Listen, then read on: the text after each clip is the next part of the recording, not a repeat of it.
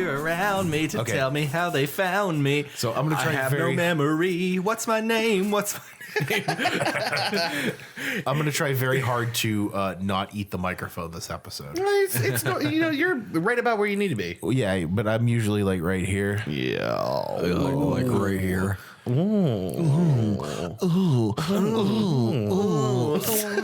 at my. Oh, three dudes hit me with your fucking podcast. yeah, maybe not. Oh yeah, three Let's dudes. not though. Hey, three dudes, not in my hair. I just realized we don't have our notebooks, Andy. Oh shit! Oh, no, we're yeah, gonna we need got those. We need our. We need our Oh, notebooks. what? Was this, I didn't know my notebook.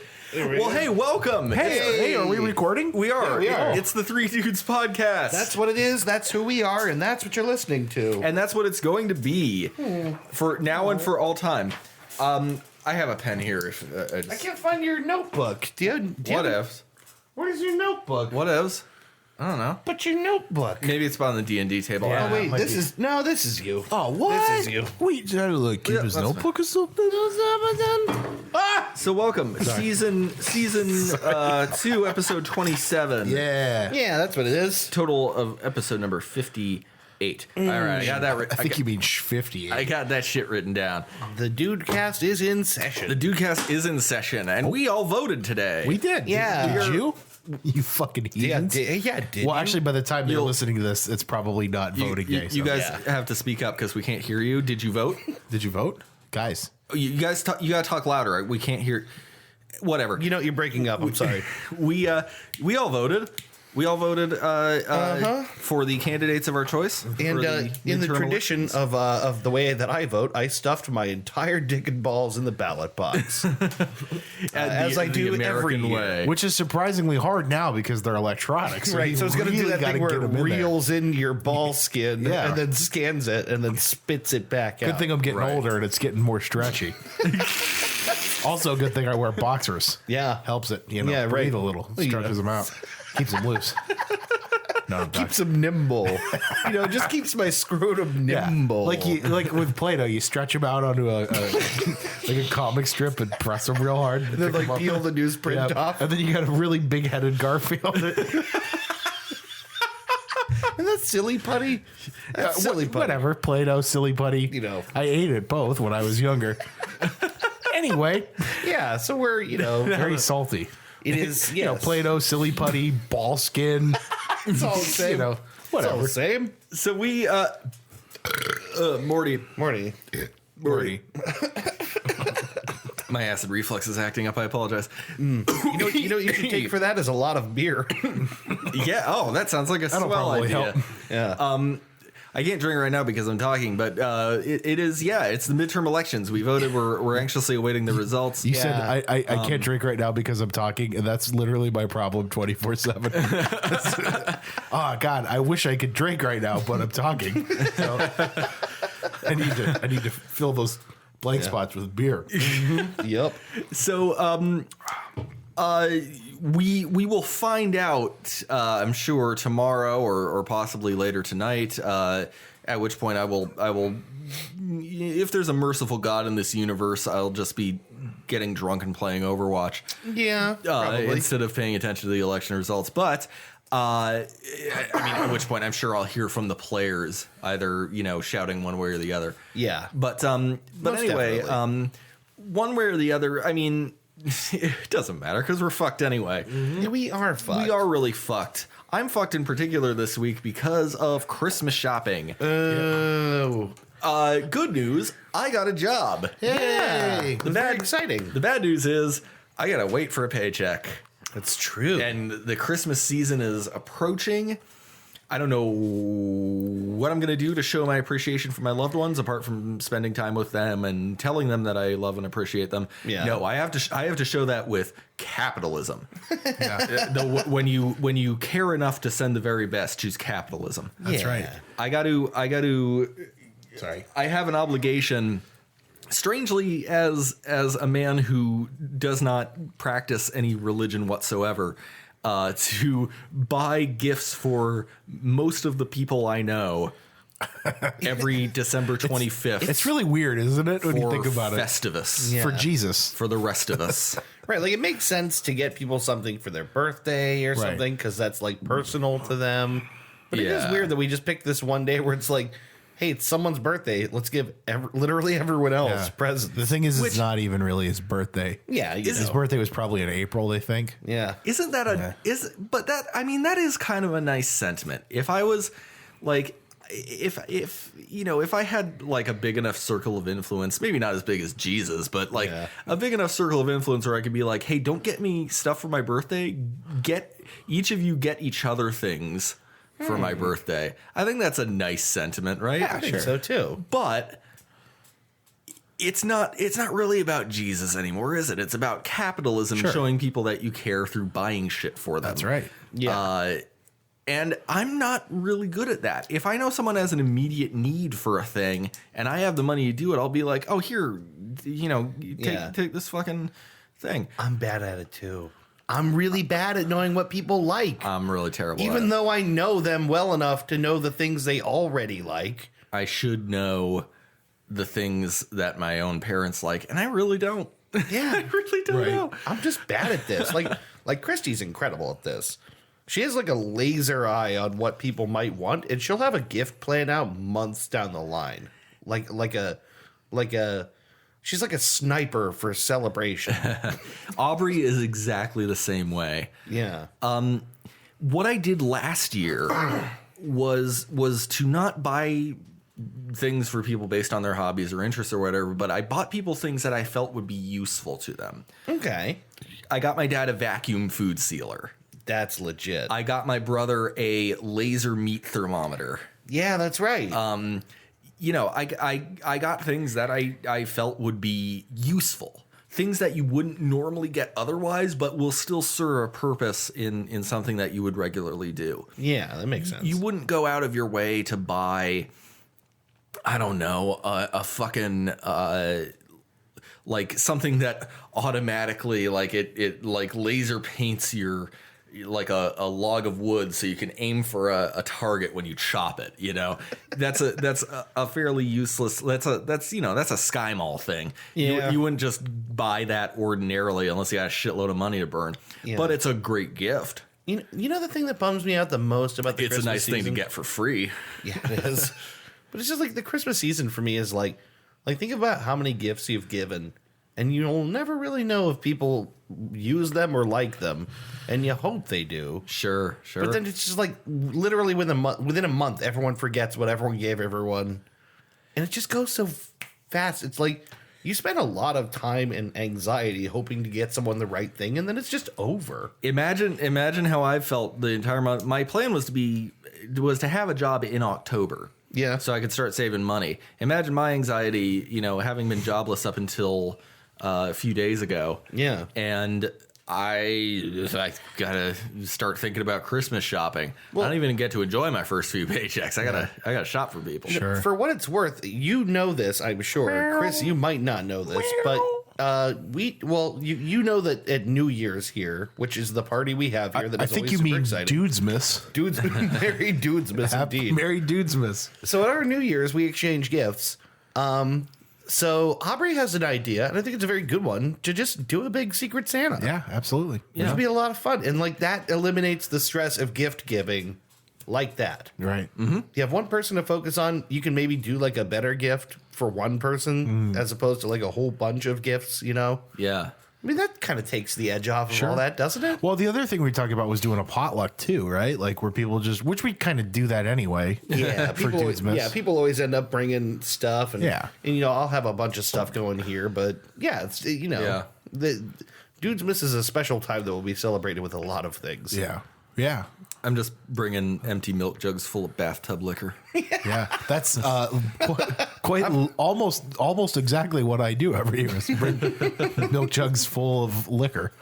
I actually would like to do another holiday beer, and I might actually do that this year. Hell yeah. I haven't brewed in a while. Is Caribou to make a reappearance at this year's Dudesmas? You've asked us this like 3 times, I think, and the answer is always yes. Yes. Caribou must return. Has to. It's tradition at this point. It is now tradition. Yeah, I know. But that's why I'm fucked. I gotta gotta start worrying about this. But Yeah. hey, once the new year rolls around, Yeah. I can start worrying about number one. Yeah, that's right. Plus, in a couple of weeks, I mean, like, if it takes 3 weeks or whatever, if your paycheck's usually behind a certain amount, you should have a paycheck in like 3 weeks. Yeah. Right? Yeah. Something like that. Something like that. Yeah. Something like that. It'll work out. Why are you fucking, Chris? I'm fucked for 2 reasons this week. I know, like, usually we're either fucked for one really weird, silly reason, one serious reason, or no reason. Yeah. I'm fucked for 2 reasons this week. I don't think there's ever been a 2 fucked reasoning episode. What? I don't think there's say ever. that again.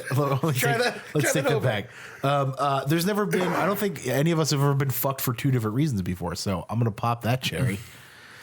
Oh, you mean you have a twofer? I have a twofer. I was going to say, okay. Yeah, I have a lot of twofers. All those little A twofies. two for grace.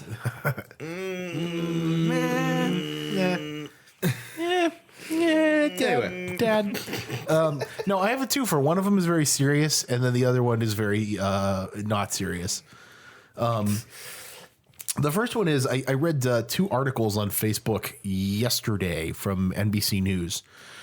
The first one was a story about an 11-year-old who was living with his grandparents, and his grandmother asked him to clean his room, and he left the living room where the 2 grandparents were watching TV, and he came back into the living room with his grandfather's gun and shot his grandma in the back of the head. And then when the grandfather got up and went to tend to the grandmother in a blind panic, the kid put the gun against his head and shot himself.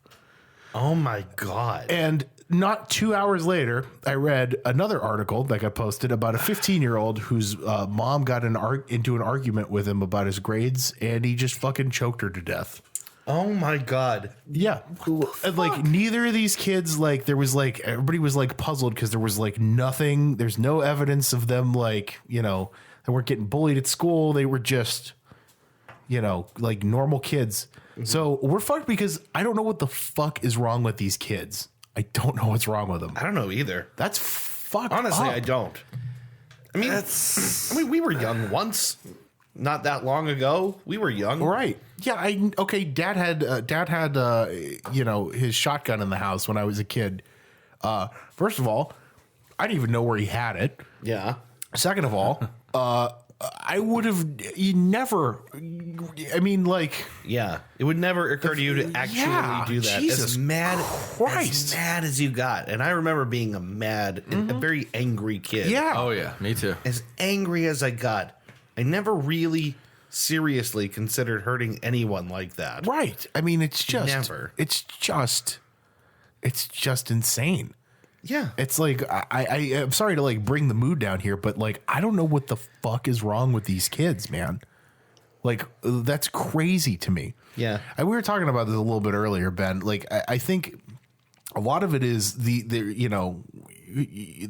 bulldozer parents who don't let their kids handle any conflict when they're young. You know what I mean? So they don't know how to deal with things when they're presented with conflict. I think that's part of it. I think I don't know. I guess I don't know what the other part of it is. Here's the thing.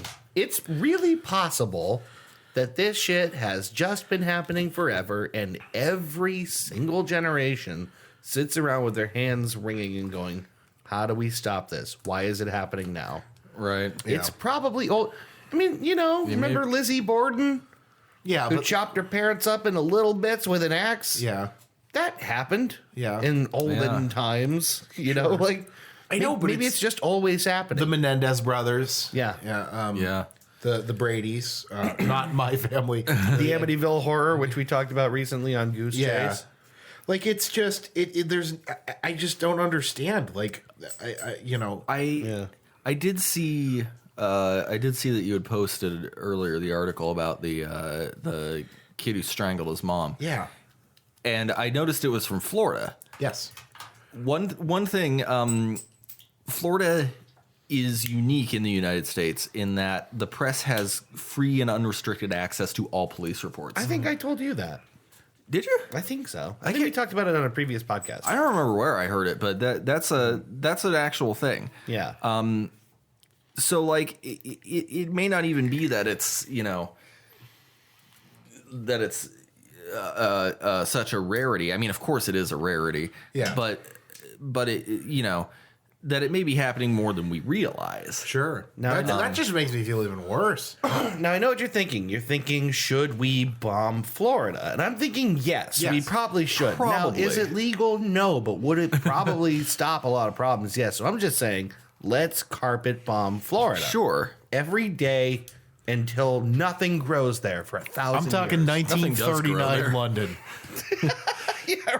Let's just bomb the shit out of it, Yeah. and then hopefully it drifts off into the Atlantic. The last thing that was good about Florida was Dan Becomes Marino. Australia Junior.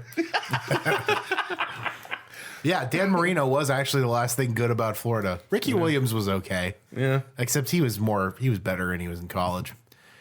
Anyway. Anyway, So, yeah, I mean, it's it's upsetting as hell. it is. It's sure as hell a very good supporting argument for me to never have any fucking kids. Yeah, yeah, right.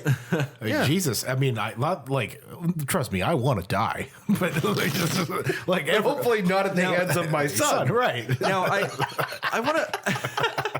Dude, I want to die as much as the next guy. Right. Don't get me wrong. But do I want my son to shoot me in the head? No, no, because then he's got to go to jail. Right. And I'm dead. I feel that it bears a little clarification though, because you had mentioned, we had been talking. We were running to pick up some furniture, you and I, earlier today.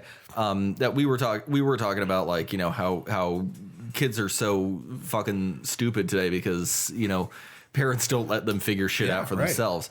I feel it bears clarification in this situation that we're definitely not implying that the victim in this Florida case is to blame for her own demise. No. Like that's No, Maybe. I don't know. I don't know. Yeah, I guess we don't know the whole story, but like at some level, no matter what happens to you, in a civilized, you know what I'm talking about? If you grow up in a lower, even at like a lower working poor home, and you're raised in a semi-normal fashion, do you know what I mean? Like basically in the sense that you're not like a wild child who doesn't learn how to talk, or you know what I mean? Well, in a normal, like a feral child. if you're raised with some semblance of society around you, there's no fucking excuse for you to, well, hey, not all that long ago. It might have even been today or yesterday. It was sometime recently. Was the anniversary of the release of the Notorious B.I.G.'s "Ready to Die." Yeah. Which is a pretty good example of how you can grow up in total poverty and still not kill your fucking parents. Yeah, exactly. Even when you're surrounded by gang warfare and violence. In fact, you could then, make a record and put a mink coat on your mom's back. I would make the argument. One would say that she pimps her act with a mink on her back. Spread love. It's the Brooklyn way. The Moet and Alizé kept him pissy. Girls used to diss him. Now they write letters because they miss him. He never thought it could happen. This rapid stuff. Christ. He used to You're having gats and stuff. You're as bad as Christy. I'm always telling her, you don't have to finish the whole thing. No, you do. Here's the thing. I need to have kids and I need to have a daughter so I can take a picture and post it on my Facebook with me cooking dinner next to her with 5 carrots. And it says, "Living life without fear, putting 5 carrots in my baby girl ear." I need to make that joke. Oh my God. Is that really your end game? That's I've had that joke in my head. That's where you're going. Literally since I was 17 years old. I'm like, I have to have a daughter just so I can make that joke. I get it. Then I could shake her until she stops crying and then start over. Oh my God. But when she's a baby, I need to make that joke. Yeah. And then after that, just whatever discard her, happens. throw her out the window or whatever.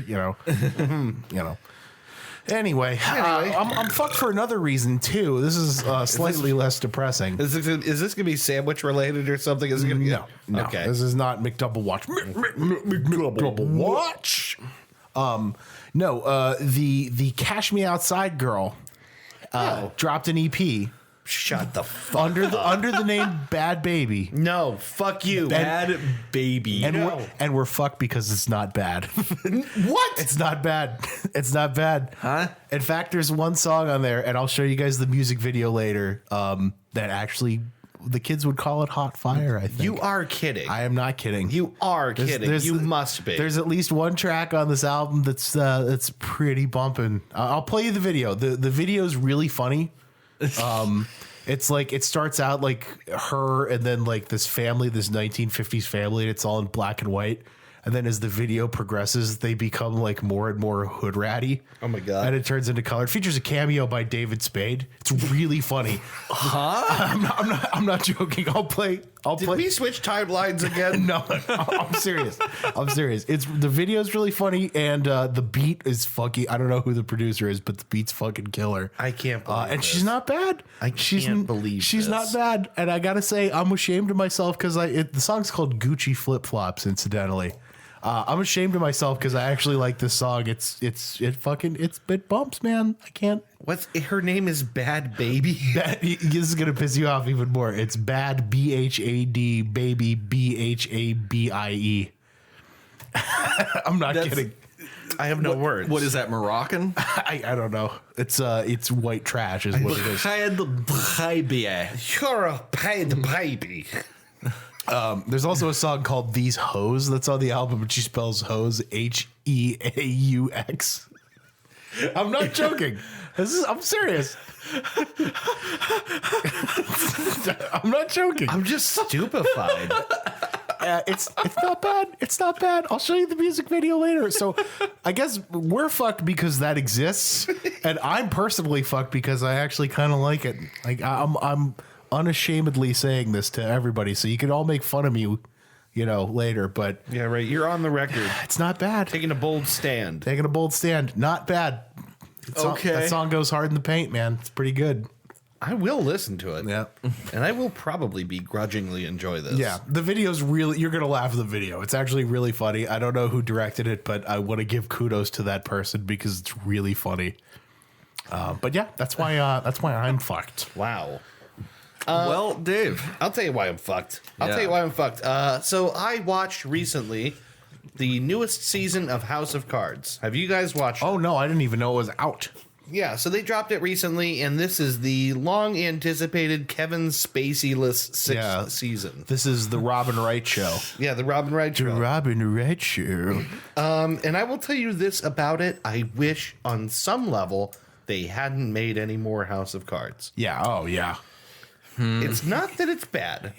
It isn't. It's that it doesn't make sense. It's that it's weird. And it's that, okay, so this is not a spoiler. This is episode 1 shit.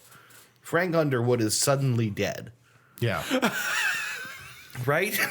So Frank Underwood has died by means that become the entire, like the whole season is, how did Frank really die? Right? It's and Claire is now sitting president. Because part of their plan was always, I guess, for Frank to like abdicate and for Claire to like be the president and for him to be like a lobbyist from afar or something. That was part of what they set up at the end of the last season. It's not that it's bad. It's that constantly, like a drum, you keep hearing echoes of Kevin Spacey, such to the extent that he may as well just have been in it anyway. Oh, they play his voice? You don't hear his voice, but people read his words. People are constantly talking about him. Everything that happens is basically in contrast or in agreement of what would Frank have wanted. It's constantly about Frank. I don't even know why they bothered continuing the show. No, they would have been better off just shit canning it. It was frankly. like when Charlie Sheen got fired from 2.5 Men. Yeah, right. Like, there was no way that was ever going to work. Or like when John Ritter died. Yeah. Like, you can't do more of that show. And again, though, it's not that it's bad, because it's good overall. But there's moments in particular where you just start to be like, why are we seeing this? Yeah. Why are we doing this? And it's like it's also because of the nature of what happened, regarding Kevin Spacey and the American political climate around, Hashtag me too. yeah, all the Me Too stuff. So That's the first time I said this on the show, and it wasn't a joke. and it wasn't a joke. Right. But as a result of this, it's also like this whole season has this like female empowerment angle that the harder they push it, the more I'm like, okay, just how sorry is Netflix for hiring Kevin Spacey? Because they can't seem to stop subtly apologizing by way of this show. Yeah. There is one scene, and this is not a huge spoiler, but I'm going to say it because I'm not going to watch this, incidentally. I have no interest in... I'll tell you this. This is the scene for me where I kind of went, okay. Because at some point, Claire Underwood fires her entire cabinet in a big dramatic firing, right? And the next time her cabinet is assembled, she's showing another character to spite her. And she opens the door, and it's an entirely female cabinet. And it has this sweeping music going on, so you know how you're supposed to feel about it. And it's so over the top. It's so that sounds really it's like something that would never happen. it's like, and is that even like the goal? Is that what we want now? Is like never any men anywhere? Like what is Netflix trying to tell me? Netflix, I think, is kind of self-flagellating a bit for something that isn't really their fault at all. Yeah, right. That's what I'm saying. This seems to me like, how bad does Netflix feel that they're apologizing for hiring Kevin Spacey by releasing a series of a show that is just like, Do they have to apologize? over?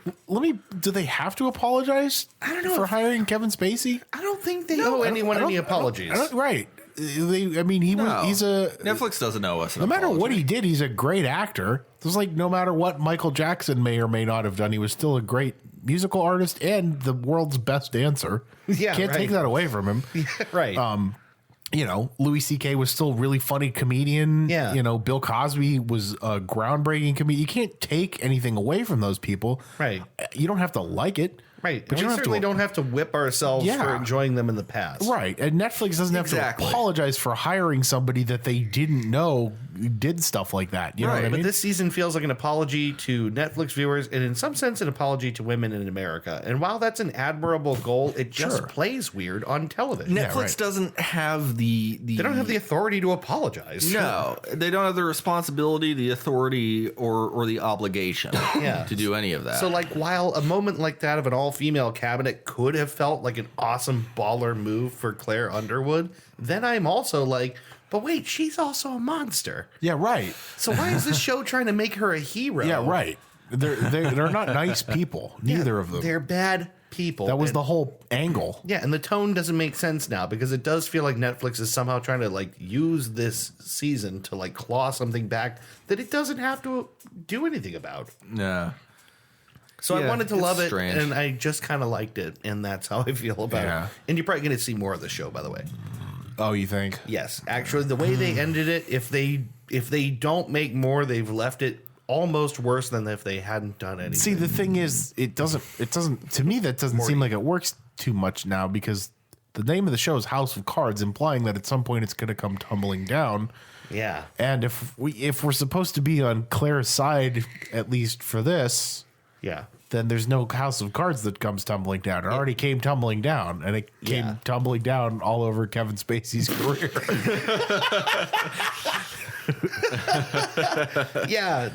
I mean, you're right. It's in the name. Yeah. Everything's supposed to fall apart. And I will say this much, at least for the show, by the end of this season, it really doesn't. Yeah. And if it's not going to, then they should have just stopped early. Right. So that's how I feel. I'm really disappointed because I loved this show. And actually, I started rewatching. Because you know what? Whatever. Kevin Spacey's a piece of shit, but I'm not going to stop loving House of Cards. We actually watched. My mom had never seen 7 before. We watched 7 on Halloween. Yeah, classic. I've never stopped enjoying Braveheart. Yeah, right. In spite of all the. Yeah. All right, now let's cut to that racist terrain by Mel Gibson. Yeah. Yeah, I don't know. It's the Jews, man. They just. Can we throw an addendum why we're fucked in here? Yeah. What is everybody? Not an addendum. Can we throw an additional why we're fucked in here? Why does What's everyone with the hate the Jews Jews? thing? Why does everybody hate the Jews? I don't What get did the it. Jews ever do to anyone? I mean, aside from, a massive political power and essentially, take over all the news media, and Okay. the movie industry. Listen, they worked hard to finance. do that. They earned it. All right. I don't care even if all that was miraculously true. They fucking worked their asses off to do it, and you didn't. So shut the fuck up and quit bitching. Because if you want to change it, go up and do it. You fucking pussy. I will say, as much as Guys. people hate the Jews, has made me love the Jews way more. What have they? Yeah, what have they ever done to anybody except Nothing. Die? Yeah. en masse throughout centuries. and over and over. No matter God. where they go, they end up the whipping boy wherever Yeah. they end up. It's miserable. Jesus Christ! What Shakespeare meant as comedy in Merchant of Venice, I think probably deliberately echoes through the ages as genuine sentiment. Has not a Jew eyes, has not a Jew ears. Yeah. Right. It's a fucked up situation. Yeah, it really is. So, on that incredibly uplifting note, maybe we should take ourselves a break. Yep. We'll do ourselves the mitzvah of getting a little drunker. And The mitzvah. Yeah, the mitzvah. It's a mitzvah. it's a Peter. It's a mitzvah. And you know what? You're a couple of mentions, you know that? That's right. Peter, be a mention. Last Bring time I me the checked. unobtainium. Peter. Or it was tritium. Unobtainium was Avatar. I got my dumb comic book movies mixed up. Beta. Unobtainium is actually a trope and has been a trope for a while. It is really just anything that exists to never be able to be gotten. Yeah. Yeah. Peter, bring me the precious tritium, would you? It's what the Holy Grail is made out of in Raiders. Yeah. Or Raiders. Jesus Christ. Last Crusade. Yeah. The best Indiana Jones. Yeah. I hate to say it, but yeah. It's so good. Oh. All right. Raiders kind of falls apart when you discover the plot thread that, if Indiana Jones happened to have done nothing, then all the Nazis would still be dead from opening the Ark. Yeah, right. Kind of takes the wind out of the sails, doesn't it? There is also the possibility that he just suddenly realized what was about to happen when he said "Mary and cover your eyes." But I don't know. The whole thing kind of. Anyway, it's fun, but yeah, Last Crusade I think is probably the better of the three. Indiana. And there are only three. Name the dog Indiana. Anyway, we'll be back after this break. Yeah. And we will get to smoking and drinking. Every episode. No, I've every got fucking episode. In truth, I've got a new trivia question for you guys. Sweet. And I hope you enjoy. Would you rather be smoking or drinking? Smoking. Option C. I want to do both. All right, stick around. Hey guys, you've been listening to and enjoying the Three Dude Cast. We hope you've been enjoying it anyway, but if you have, mash that like button. Yeah, smash that fucking like button. It looks like a heart on SoundCloud, I think. Something like that. And if you really want to hear more of our stuff, You can subscribe to us, Yeah, or rate and review us on iTunes and Google Play. and we're everywhere. SoundCloud, everywhere. we're always with you Always. for the ensuing quiz, which is Whoa. about to happen here on the Three Dudes Show, which we are back on Yeah. our bullshit. We are back on Do It. And it's time for a segment now that I like to call Reality or Bullshit, America's favorite game show. You really tried very hard not to say smoking and drinking. I did. You're right. I did. You did a good job. So last week we had the is it a prescription drug or a name from Middle Earth? Oh, yeah, that was good. And that was I thought that was kind of fun. This week I've gone out in search of the strangest town names in the United States. Ooh. But I've made one up. Oh, this is good. I've completely made one up. The other three are actual towns in these United States of America. And there are explanations for each of them. Okay. So The 4 choices you have to pick out the one, of course, that I have invented. You have to pick between Knock 'em Stiff, Ohio. Boy, would I ever. Bread Loaf, Vermont. Okay. Okay. Oh my God, this is gonna be hard. Yeah, this is fun. Mother's Breast, Iowa. Or Satan's Kingdom, Massachusetts. What? Hold on now. Okay. So you said there's reasons for each of these, right? Yeah. There are Explanations. reasons for each of these, except for the one I've made up. Oh, Okay. well, wait. Oh, so we don't get just to have hear them. pick. Okay. We don't get to hear them until it's over. Yeah, I'm not gonna. Okay, I see. I see.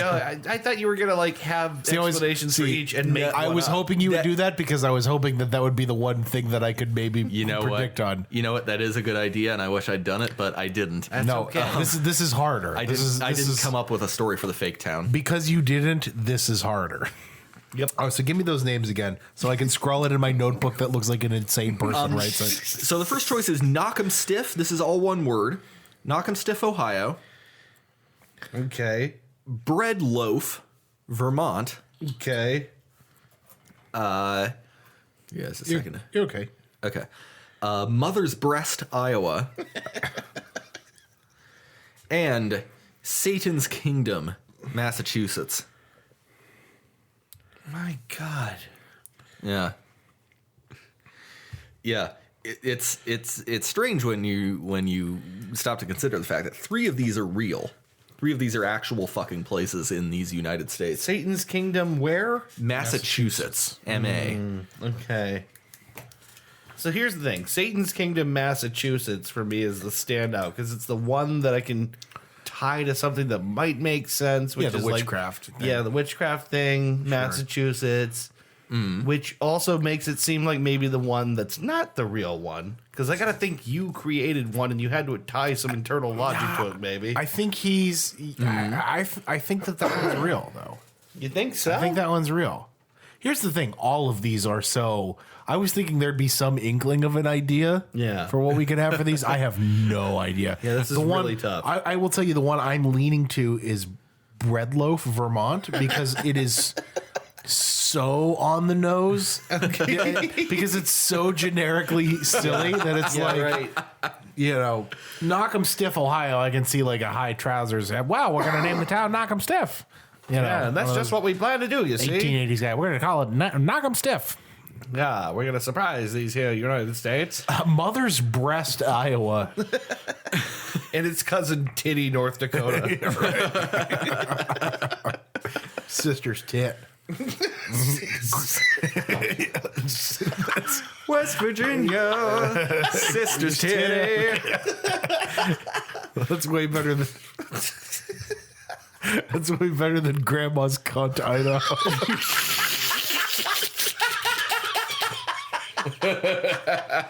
Stop by. Visit the Chamber of Commerce. Grandma's cunt. Why, we've got over 2,000 citizens here in Grandma's Cunt. We've been... It's a crabbing town. We have more tourists coming every year in Grandma's Cunt.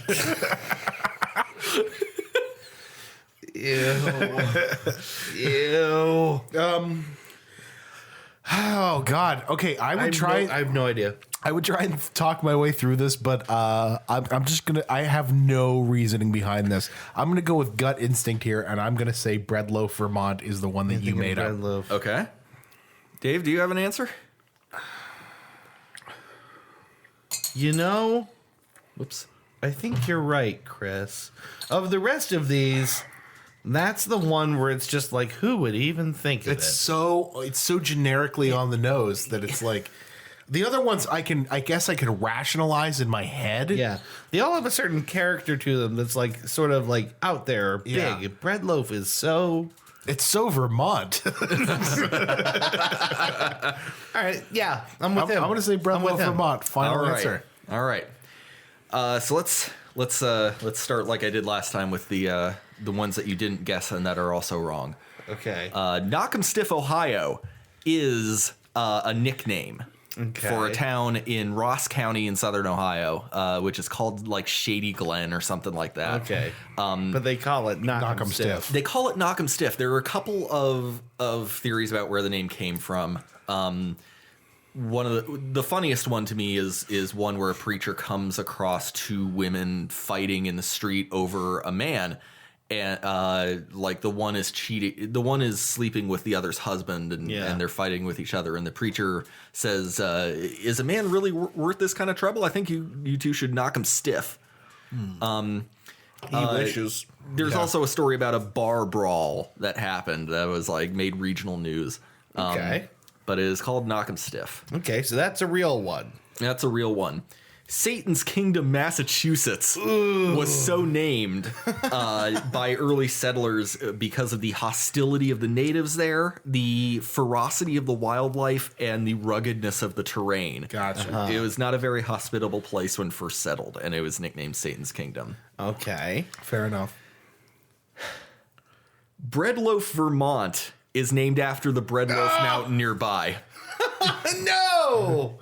No shit. So named because it has a flat top and a rounded edge and outcropping, making it resemble a loaf of bread. Okay. Mother's Breast, Iowa is the one I made up. No shit. You did really good because that one seemed super real to me. I was trying to think of like. Well, I was thinking, I think partly about how like Mike Pence calls his wife mother, and there's so many old Suckling on mother's breast. there's so many old timey things. It just like I don't know. It flashed in my head like I could imagine some like old timey settler, talking freely about like, well, when I was a youngin' and I used to suckle at my mother's teat, some weird old timey affectation like that I felt would Suckling at the tit. would lend itself well. What's that, Prospector? I came all the way from Grandma's Coach, Idaho. Settle down at Mother's Breast. Rockridge. I've been all over these many states and seen many number of towns named after various lady ports. I have to say I much appreciate Mother's Breast, Iowa. You think Mother's Breast is good? You should see Aunt Vi's uvula. Or uvula? Vulva. Uvula, Vulva. It's like the same. You say uvula. I say fuck me grandma. You say uvula. I say I fell asleep in high school health class. Yes, good effort, both of you. But Mother's Breast, Iowa is the fake one. Good stumping there. That's good. I never would. I actually thought that was super real. Very good stumping. All right. Well, this brings us to the topic for today. Yeah, let's do it. Aubrey and I are on season 7 of Star Trek: The Next Generation. This is her first full watch through of the series, and I'm really happy because it means we get to move on to Deep Space Nine, which is my favorite. Yeah. Now, Deep Space Nine is Janeway, right? No, that's Voyager. Voyager. Deep Space Nine is Captain Benjamin Lafayette Sisko. That's right, Cisco. Captain Sisko, my favorite captain, my favorite Star Trek series. Not just because we share a first name, but it's a good first name, I think. But it's gotten me in the mood. In particular too, because I've been playing a bit of Overwatch. I've been I don't know. It's something I've been indulging in lately. I want to talk about science fiction. Ooh, yes. I want to talk about sci-fi for a while. Yes, with you guys. I'm all about it. We just recently, Chris, watched Blade Runner 2049, and it was really, really good. It was surprisingly good. As good or better than the original, I think. I thought very so too. It the trick is it doesn't try to ride the coattails of its predecessor. No. It doesn't. Right. Same attitude, same like dystopian, everywhere you look, you were just bombarded by advertisements and corporate logos and shit. Yeah. Like it shares the aesthetics in the important places. Yeah. But it really is a distinct story. And the fact that Deckard is kind of interwoven or a big part of it, right. is kind of, it doesn't feel like you're picking up where they left off at all. You're right. Exactly. It is itself its own story. Right. Yes. And dare I say, you don't even really need to have seen the first Blade Runner to enjoy it and get that thing out of it. But it helps It to have helps. seen the first Blade Runner. It gives you more information, but I think you're right. That would be a standalone movie. You don't need to. I mean, I'm trying to remember if Christy had seen the original Blade Runner. Aubrey when we has watched not. it. Aubrey has still not seen the original has Blade Trisha. Runner. Yeah. I know what we're doing once we're done with Rose Red. Yeah. I'd be down with that. Yeah, I've got the director's cut on DVD. We got Yes. it's Yeah. you know, it ain't Blu-ray or nothing, but I got the Blu-ray. well, okay, the director's cut. Yeah. Okay, cool. No, you don't. There's a Clear this up for me. 4K director's cut as well. Clear this up for me. There's the original release. Yeah. Then there was the director's cut. Then wasn't there the The final final cut? cut. Yeah. The final cut. I haven't seen the final cut. I've only seen the director's cut, but They're basically one and the same. The final cut comes with some bonus features that are, but they are the director's cut final cut version are the movie the way that it was intended to be seen. Yeah, if I before remember the editors correctly. got a hold of it. Yeah, because the studio didn't feel like people were going to understand the movie, and so if I remember correctly, the theatrical release is I don't like know what's not to understand. Yeah, right. It's got a pretty straightforward fucking message. I think it requires just a bit more attention from the viewer. I suppose. So they have all these voiceovers in the theatrical release of like Deckard explaining everything, and apparently it's like passionless voiceover. It's like very bad. Like I've never seen the theatrical release either. I've seen the haven't either. director's cut like twice. Yeah. And I don't even know if you can get the theatrical release now. God, I hope not. That sounds terrible. Yeah. Yeah. Well, it's what happens when the suits decide. That would be like if somebody like went back and recut Star Wars and threw a bunch of shit on the screen that we didn't need to see. God, what a tragic world that would Yeah, be. how horrible would that be? Are you guys aware? I'm sure you are. Dude, there's that guy that has been maintaining and like putting together from old bits of film reel the original Star Wars. Yes. Oh, yeah. The what do they call it? The unmastered version or the Unmastered. Oh, the unspecialized version. unspecialized? Yeah, That's it. yeah. Speaking of that special incidentally, if anybody here gets me for Secret Santa, if you can get a Blu-ray burner and find a way to burn that, I want it. Oh, I'll tell you what. If you have done that, I want one too. Yeah, right. The unspecialized edition is not complete, and it doesn't have it doesn't have every scene in its original format, but it's very close to complete. There was recently I think they even did a rescan, so they have an even higher resolution version of this available. It may Yes. well be 4K. Yeah. Wow. It's an ongoing project. Does Disney not own the rights now to the original version? Oh, they do. 20th Century Fox still maintains the rights for the original one. Do they not? Disney owned Fox. Disney owned Fox.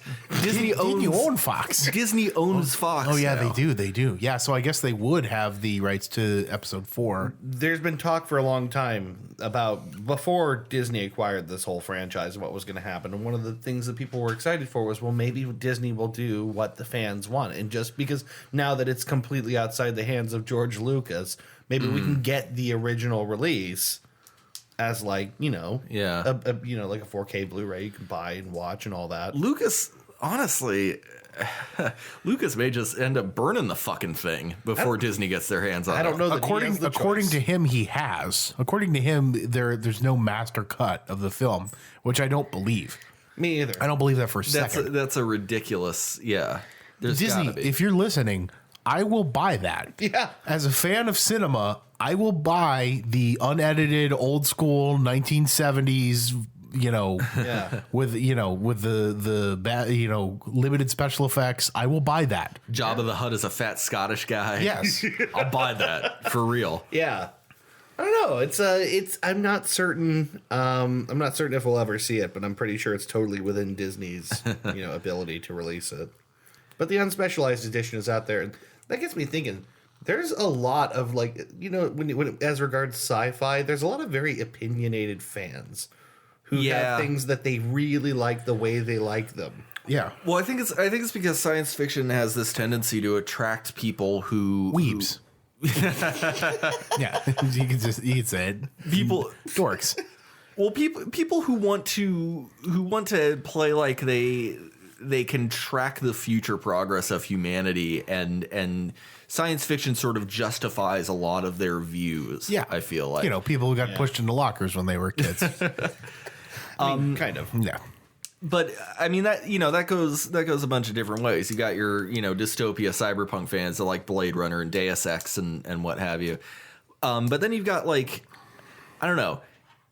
I hesitate to call Trek fans optimists necessarily. No, you're right though, to an extent. I think so. I mean, like Trek itself is set in a very optimistic and humanist timeline. Yeah. Humanist. That's kind of on the nose there. I think Star Trek kind of doubly attracts, the optimist humanist kind of crowd, and also the detail oriented crowd. Yes. Like me. Yes. Mr. Autism. And you could argue that most I prefer DS9. I'm Mr. I know the timeline of Trek. You could argue that a lot of fandoms have that subset, but I think it's pronounced in sci-fi and especially in Star Trek. It's such a weird thing because like Star Trek kind of started the idea and the popularity of fan conventions. Yeah, you're right. And when fans have this kind of community, it's like a bunch of processors working together. People will start seeing like, well, in this episode you said, transwarp theory was perfected in Stardate, yada yada, but in this episode it clearly contradicts. Yeah. When you start getting into like the minutia and the details like that, and I'm guilty of it too. I've spotted contradictions in Star Trek that I cannot ignore anymore now that I've seen them. Yeah. Okay. And it's easy enough to just write it off and say, it's a television show. There's going to be inconsistencies. Yeah, but if you're a super fan of something, then it doesn't make your opinion any less valid if you're if you notice them. Sure. Yeah.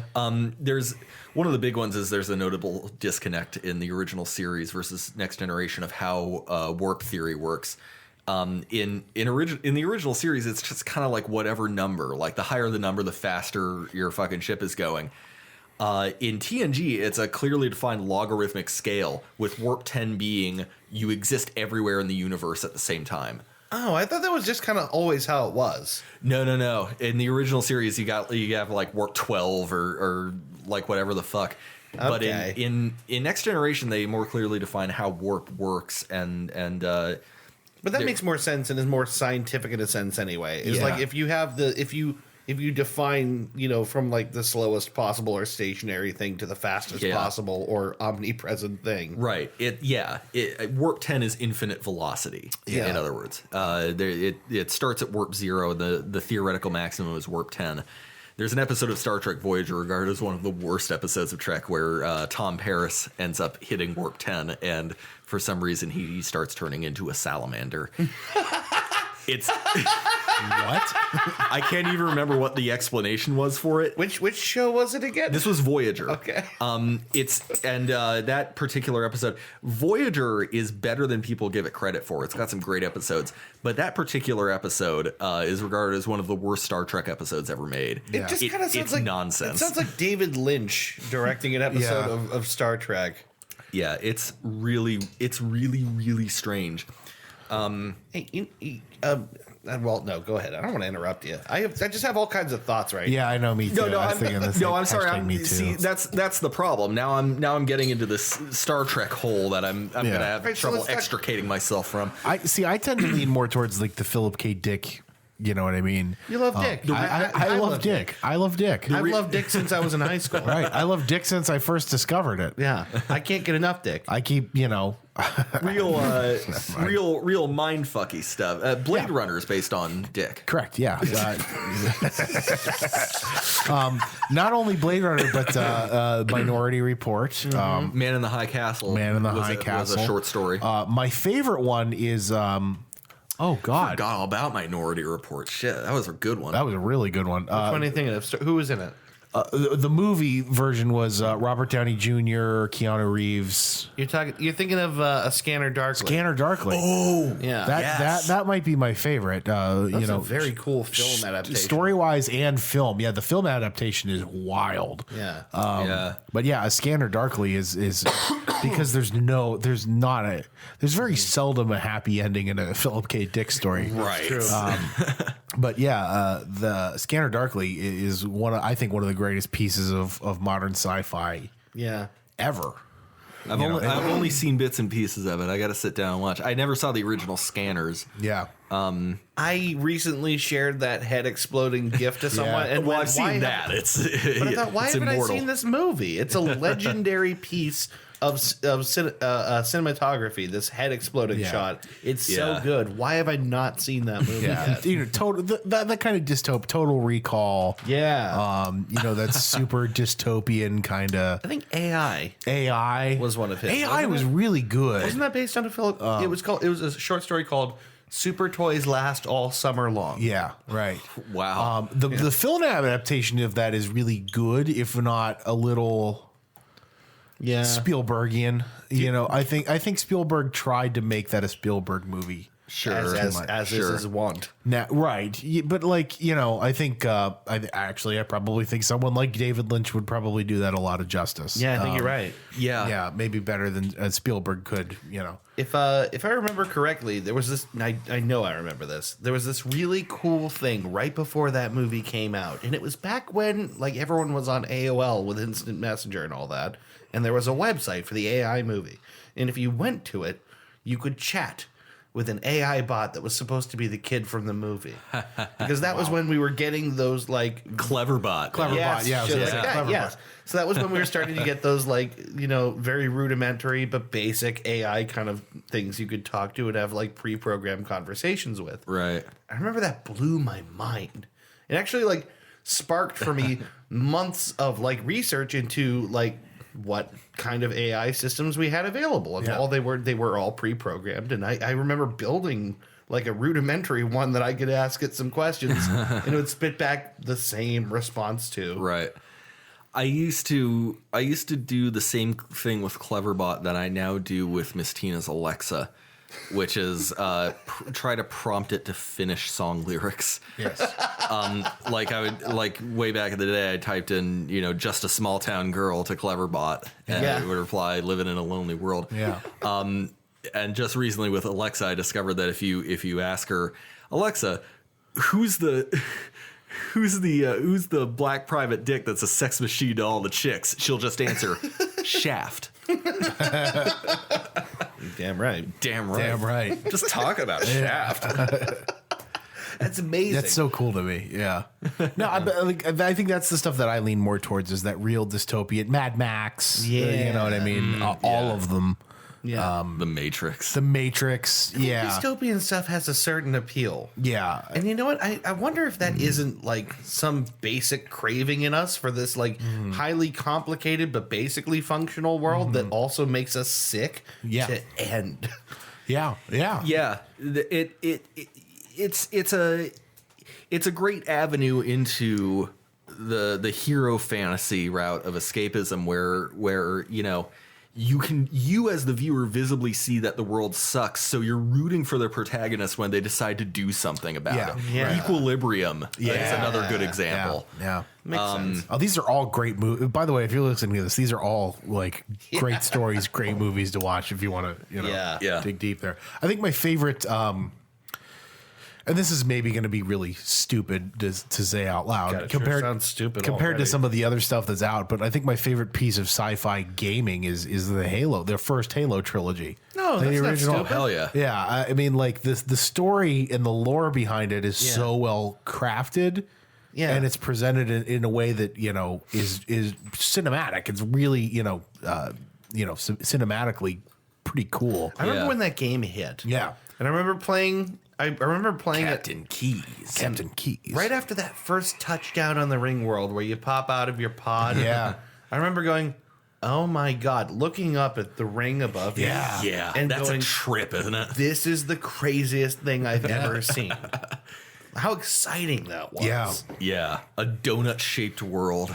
Which is not, in and of itself, I don't even think it's necessarily a concept unique to Halo. I think the ring world is like a thing that has existed previously in science fiction. That is possible. There's an episode of TNG involving a Dyson sphere, which is a gigantic construct. It's a vacuum. It never loses suction. Hi, I'm James Dyson. The Dyson ball. See, you're saying this, and then in my head, I'm thinking of Spaceballs, where they have the shield around the planet, and the Mega Maid vacuums the air out. Right. Suck. It's Mega Maid, sir. She's gone from suck to blow.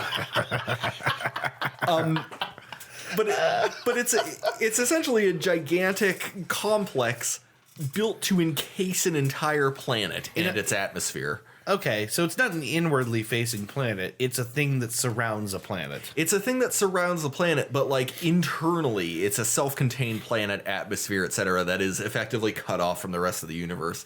That's from an episode called Relics, which features James Doohan reprising his role as Scotty. James Doing it. Doing. Scott. So here's the thing. What do you think the worst science fiction fandom is? The worst Right fandom. now. The worst fandom. Worst science fiction fandom. Because there are some really high level contenders. Not to throw anyone under the bus, Rick and Morty. Yeah. Rick and Morty. I think Rick and Morty terrible probably fandoms. tops that list. Right like now. even among Trek fans, Yeah. like the new ones, the reboot continuity, which number one has the luxury of existing in a separate timeline because of course Star Trek can do that. It's established that they can do that. Right. Even Trek fans understand, like, okay, they're big budget blockbuster movies. It's going to be more action and less philosophy. Sure. Yeah. That's fine. Yeah. Like, and Star Trek fans are known for being real nitpicky. Yeah. And But I even think there, I think they took this new film franchise reboot very well. Yeah, they did. it's not bad. They're good blockbuster movies. I gotta say, They came out in the summer. They're popcorn munchers. You they- got to know what you're getting into. They really hit on the fucking Spock and Kirk bromance. I That's mean, right, yeah. What more can you ask for? There's Chris Pine is a still- really good Kirk, and Zachary Quinto is a there's still- phenomenal Spock. Nothing better than the Wrath of Khan to me. I love Wrath of Khan so much. No Star Trek movie will ever top It's- Wrath of Khan. it's It's so set in good. stone. Yeah, you don't even have to be a sci-fi fan to like Wrath of Khan. It's so, and features one of the saddest movie moments ever.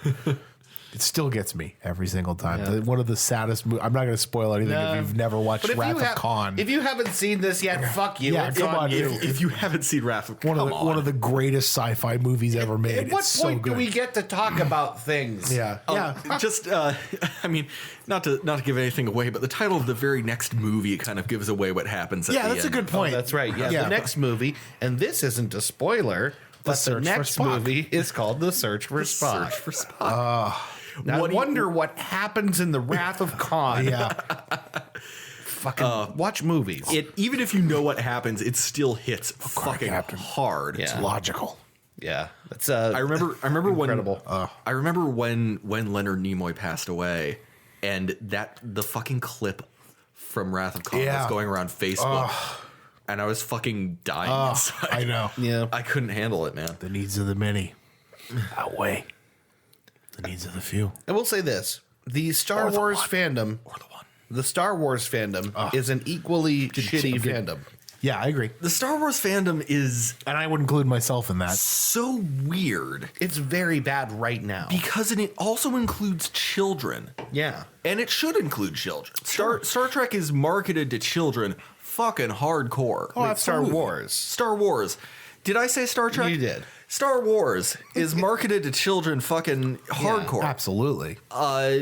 Ever since the Kenner toys, it's been about the fucking merchandise. Kenner is man. still making those old school toy. We have them at work. They're Yeah? still making those old school action figures. No like shit. not the crazy beefcake Luke Skywalker. They're making like the normal dude like action figures. I gotta get CG Grand Moff Tarkin That's out of my right. collection. That's it looks right. just like the original Grand Moff Right. Tarkin, but a little shittier. You know, I think that's my one big nit. That's one of my three big nitpicks with that movie. They could have just had somebody who looks like Grand Moff Tarkin. Just have a younger guy that looks like him. Right. That's all you got to do. Yeah. It's Benedict Cumberbatch. Just get Benedict Cumberbatch. Sure. oh my god, Right. Why didn't we do that? He's got a big enough forehead. He can do it. Bendy Toots Bandersnatch. That's right. As Honey Bun's Cabbage Yeah, Patch. Benedict Cumberbatch, as our friend Adam says. Yeah. Benadryl Whack-and-Snatch as a young Peter Cushing. Abso-fucking-lutely. Yeah, right. Biscuit Yes. mix. Well, Biscuit but mix. with the Biscuit Mitch Bandersnatch. Thank you. With basic bitch. Basic bitch Starbucks cup.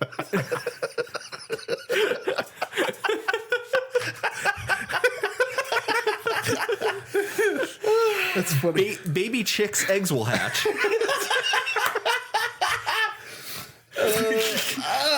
Well, okay, except with the Little bitty baby butt. you would have to do a pretty good makeup or CG job on him, considering the fact that Rogue One takes place in exactly the same time frame as Episode 4. Yeah. You got to have like Peter Cushing looking like Peter Cushing, except of course he's dead. But once again, I mean, we could have cast someone else. I mean, I feel It's okay to do that. Yeah. You can, It you know is. what I mean. it did pull me out of that movie a lot. It was weird. One of the things I really like about DS9 is there was a potential for a major cast shakeup, and then there was a major cast shakeup that both of which they handled in brilliant ways. I can't spoil the second one, but the first one involved Nana Visitor, who plays Major Kira Nerys, getting pregnant with the child of her co-star Alexander Siddig, who plays Dr. Julian Bashir. Oh, really?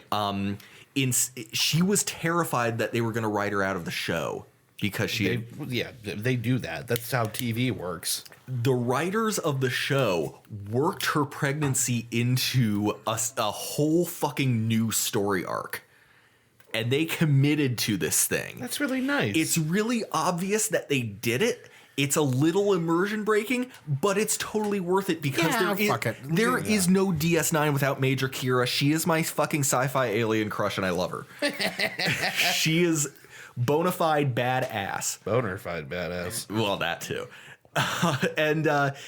So they worked around a fucking pregnancy in order to keep her on the show. That's really nice. A lot of the time, I feel like TV discards women easily to begin with, but especially pregnant women. Oh yeah. Like, unless you are one of the top 2 names on a show, they tend to just find a way to get rid of you. Yeah. So rather than I know this as a pregnant woman who has been in many television shows. Yeah, rather than awkwardly write her out of the show, they did some Star Trek sci-fi shit to explain why all of a sudden Kira looks like a balloon. Someone came in her. Right. So it's That's artfully said, Chris. Thank you. Someone came in her. That's how you said it, and that's how I'm gonna remember. Yep. the actual reason for it is peak Star Trek weird. Okay. But it kept her on the show, so it's fine. Essentially, a baby was transplanted using the transporter into her. Oh, okay.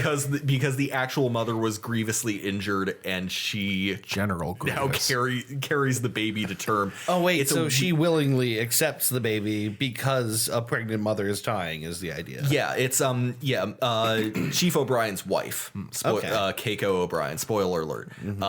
Gets Keiko? Keiko, Keiko. Japanese woman. Keiko. Banco O'Brien.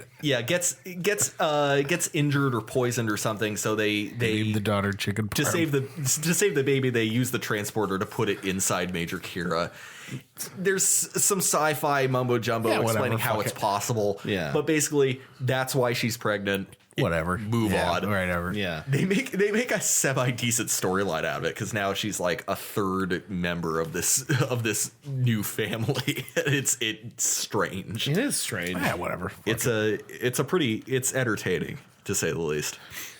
What sci-fi franchises are we completely ignoring right now? We've talked about a couple. How about video game sci-fi franchises? Yeah, Deus Ex, Deus Ex, yeah. A lot of them. Gears of War. Gears of Like, War. what do you think is the most out there, kind of innovative? Setting aside, we already talked about Halo. Literally anything that Hideo Kojima does. Subnautica. Subnautica.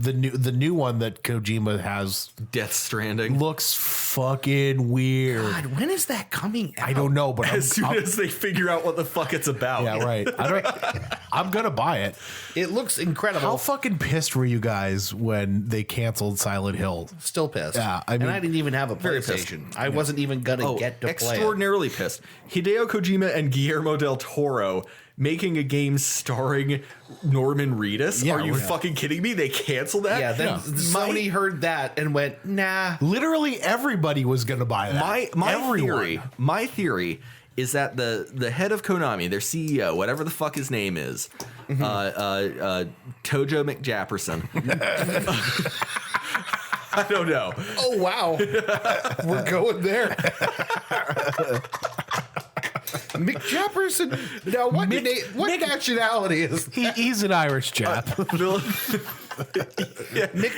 Jaggerson, maybe? I don't know. Mick Japperson. You know. Okay. Yeah, Musashi O'Connor.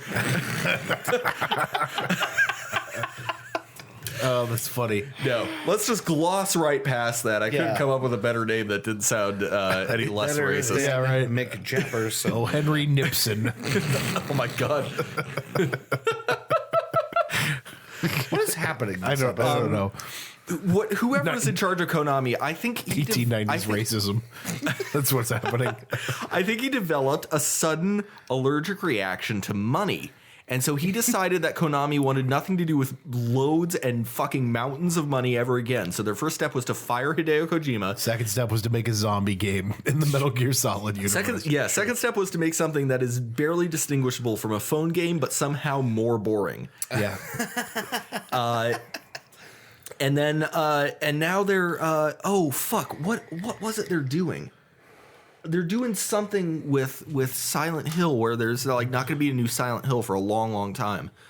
Oh, but they're going to develop one eventually? I don't know. Who knows at this point? It's just crazy. Oh, no, you know what it was? People who had downloaded PT no longer have access to it. Yeah, that's really disappointing. I mean, we have lots of archival There's- footage of this game now, but that's still disappointing. There is. One of the theories is that like people who've changed their PSN IDs now, like it doesn't recognize the registry. It's now no longer. Yeah. But what's upsetting is that Konami is not going to take any steps to fix it. No, of course not. They're not gonna fix that shit. That's well disavowed now. That was a bit of a PR stunt more than anything. It's over now. I love Metal Gear Solid. Metal Gear Solid is borderline sci-fi. Oh, it is, I think. It's very sci-fi. It's like a future military sci-fi like Dune or something. I don't know. It's like I have no. I never saw Dune, but I think have no familiarity. I think with I know Dune. what it is. I don't know. The spice must flow is all I know. Yeah, in Metal Gear Solid, it's more like the war economy must flow. Yeah, right. Yeah, that's kind of it. The giant nuke shooting robots must flow. It's yeah, right. It's sort of like Starship Troopers, except in the universe of like what's a good example? No, fuck. Okay, forget it. Starship Troopers, maybe in the universe of Black Hawk Down, Or like Command and Conquer first person mode. Okay, that might be a good one. Yeah, like Hideo Kojima draws a lot of his inspiration from American action movies, and it really shows. Yeah. And Metal Gear Solid, the entire franchise, is a classic example of what good can come from cross-cultural influences. Metal Gear Solid 5 breaks my fucking heart because it's such a good game. There's so many ways to play it. It's a lot of fun. Mm-hmm. It looks gorgeous. It's one of the best freeform stealth games I have ever played. Yeah, it's super good. And it isn't finished and never will be. Yeah. The story comes to a hard stop at the end of Act 2. There was originally going to be a third act. Konami cut Kojima off before the game could be completed and Incidentally, just released it as is. I just did some digging into Konami, and it seems like a lot of the. I know there was a lot of personal stuff with Kojima for the reason that they cut it, but a lot of it seems like the way that they treat their employees too. Like there seems to be some pretty harsh criticism about the way Konami treats their employees. Like, video game industry is an industry where you're going to work insanely crazy hours, but like things like not giving them health insurance. Oh my God. Yeah. So that was a big thing. Well, Kojima, I know from what I hear, he can be a little difficult to work with because he's got a vision and he's also just a weird guy. Okay, but he's also right. I mean, He knows how to make a good. he knows how to make a good game. Like I would you let him do it. He's like the crazy millionaire. You know, you just let him do what he needs to do. Who's he working for right now? His With own- Death Stranding. He's got his own Kojima thing. Productions. Okay. Kojima Studios. So that's a studio. Who's publishing it? Do we know anything else? Kojima Studios. Kojima Studio. Yeah, he's Wait, his own really? publisher, So yeah. he's the whole package, and he's what, selling this? Yeah. This new game is gonna fucking kill it. By the way, He is Looks he's fucking- going to just obliterate what we think we know about video games. Where's I the guarantee money you. coming from? Just Kojima? Oh yeah, he owns Silent Hill and Metal Gear Solid. Oh, I mean, there's funding. I'm sure there's funding coming in from other sources. Yeah. But okay, so Whoa, God, what are you doing? the thing is, like, we've Chris and I specifically have talked on the show before about how Splinter Cell Chaos Theory is one of the most perfect games ever made. Yeah. It's one of the most objectively perfect games there. Like, there's no flaws. Yeah. Metal Gear Solid 3 Snake Eater also qualifies there. There are no flaws in that game that I can think of. I seriously, like, I've played through that game 4 or 5 times. I can't find a single fucking thing wrong with it. Yeah? It's that good. And Hideo Kojima is responsible for the majority of it. Yeah. You know, this is a thing with Japanese producers. Yoko Taro has been a more recent one. He was responsible for the production of Nier Automata, Oh, okay. which is another really mind-fucky sci-fi romp. Okay. Through a shit. I can't even describe the concept of the game without giving shit away.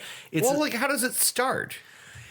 you play as Yorha Unit Type B number 2. 2B is her name. And you are fighting a war against mechanized. She's an android. Okay. She is a humanoid robotic life form. She's like deployed as a weapon, Yes, like like artificial soldier. yes, off of one of many orbital stations around Earth to essentially reclaim the Earth from these robotic life forms that were deployed there during an alien invasion. Okay. The remaining humans, you are told, are safely locked away on the moon, and you are in the unquestioning service of mankind. And in so saying, you're telling me that maybe the story that is given to our lead character is not 100% true. If you've played the first Nier, there are things that you may know that 2B does not. Okay. I'll leave it at that. That's really cool. I love that. The first Nier is a fucking trip. I've seen people play through it. I haven't gotten a chance to play it myself. Okay. I don't especially care to now that I know all of its twists and turns and ins and outs. Yeah, right. Nier itself is a sequel to one of the 5 canon endings of the first Drakengard, incidentally. Really? This is where it gets fucked up. Wait, it like a legit sequel? An actual sequel to one of 5 canon endings of the first Drakengard game. Drakengard ending A diverges into Drakengard 2 and 3. Drakengard ending E results in Nier. Nier results in Nier Automata. Okay. Trust me, it does make some kind of sense. But If you say so. Nier Automata, though, you can play Near Automata. completely bereft of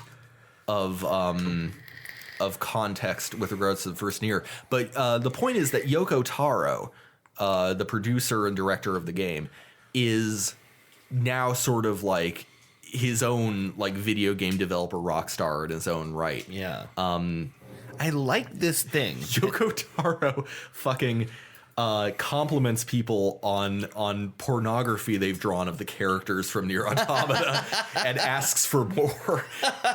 When there have been questions about like why he, you've seen 2B, you see, the outfit. It's like it's like a skimpy little outfit that she wears, and perfect for a soldier. Yeah, right. Well, his reasoning for designing her like that was, I just like girls. Totally shameless about it. Honest. Yeah. There is something to kind of admire about these sort of weirdo auteur types. I mean, I feel like they're often kind of complicated, and sometimes they're even like pieces of shit, I guess, because they're enabled to be their most extreme self. Sure. But there is something Cliffy B. Yeah, right. Like, there's something to love about these. Stanley Kubrick. Yeah, like noted piece of shit. Quentin Stanley Kubrick. Tarantino. Like these crazy, bold, visionary pieces of shit. Like, I cannot help but love what they make. Because oftentimes, John Waters. Yeah, it's like a deep dive into like one kind of head. And isn't that like ultimately better than some like surface level white bread bullshit? Yeah, right. Yeah, absolutely. Like, wouldn't you James Cameron. Wouldn't you rather get a little crazy? Yeah, absolutely. James Cameron used to get a little crazy, and I miss those days. I miss Terminator 2. Yeah. Oh, how fucking good was... Oh, God, those movies make my dick hard. This time, there are 2. Yeah, I love... Have you seen this boy?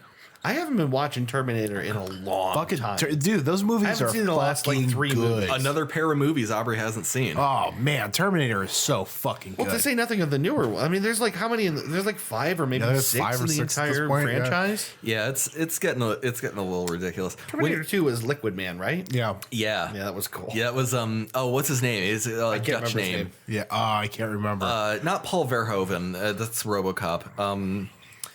Oh, god damn it. What was the cop's name in can't RoboCop remember. It 2? doesn't matter. T-1000. Yeah. But if you know it, send an email to. Yeah. Famously also on The Sopranos in the 2nd season. Oh, what character was he? He was the guy who they, Scatino, the one whose store they busted out. Oh, Remember? Yeah. Yeah. I do. He kept making charges so he could hassle money Yeah, from that's them. right. I forgot about that. No, like, all right, on the topic of video game sci-fi, right? I already said Halo, right? So, Sure. Halo. big Halo fan for obvious reasons. I If know you where haven't- you're going. Dude, if you haven't played Halo, then, But BioShock, I mean... Oh, I didn't realize you were going there. Okay, I know where you're going. Oh, wait. I thought you were going to talk about, because you just mentioned Cliffy. I thought you were going to Gears. Gears of War. No. But no. BioShock is peak sci-fi. incredible. Peak sci-fi. Peak storytelling. Yeah. That's the way, you know what I mean? That's the way I feel like a video game should be done if you are trying to tell a story with Yes. That's perfect. It's done, perfectly. What's the guy's name? Levine? Ken Levine, yeah. Ken Levine. Yeah. So I remember when the first game came out. And back in those days, I remember reading like Xbox Magazine. Yeah, official Xbox, Yeah. OXM. Yeah. And I remember they had a long, like 2 or 3 or 4 page spread of interview questions with them. And that was the first time I have felt that like, issue at home in my closet. I bet you do. Yeah. I remember that was me going, okay, for the first time, video games really are, to me, a medium that is as capable of telling a story as just reading a story. Right.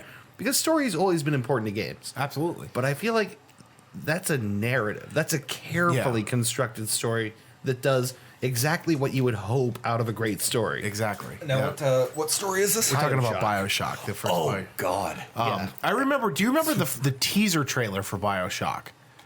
The teaser trailer is what you find out, what you realize once you've played the game is a splicer chasing after chasing after a little sister.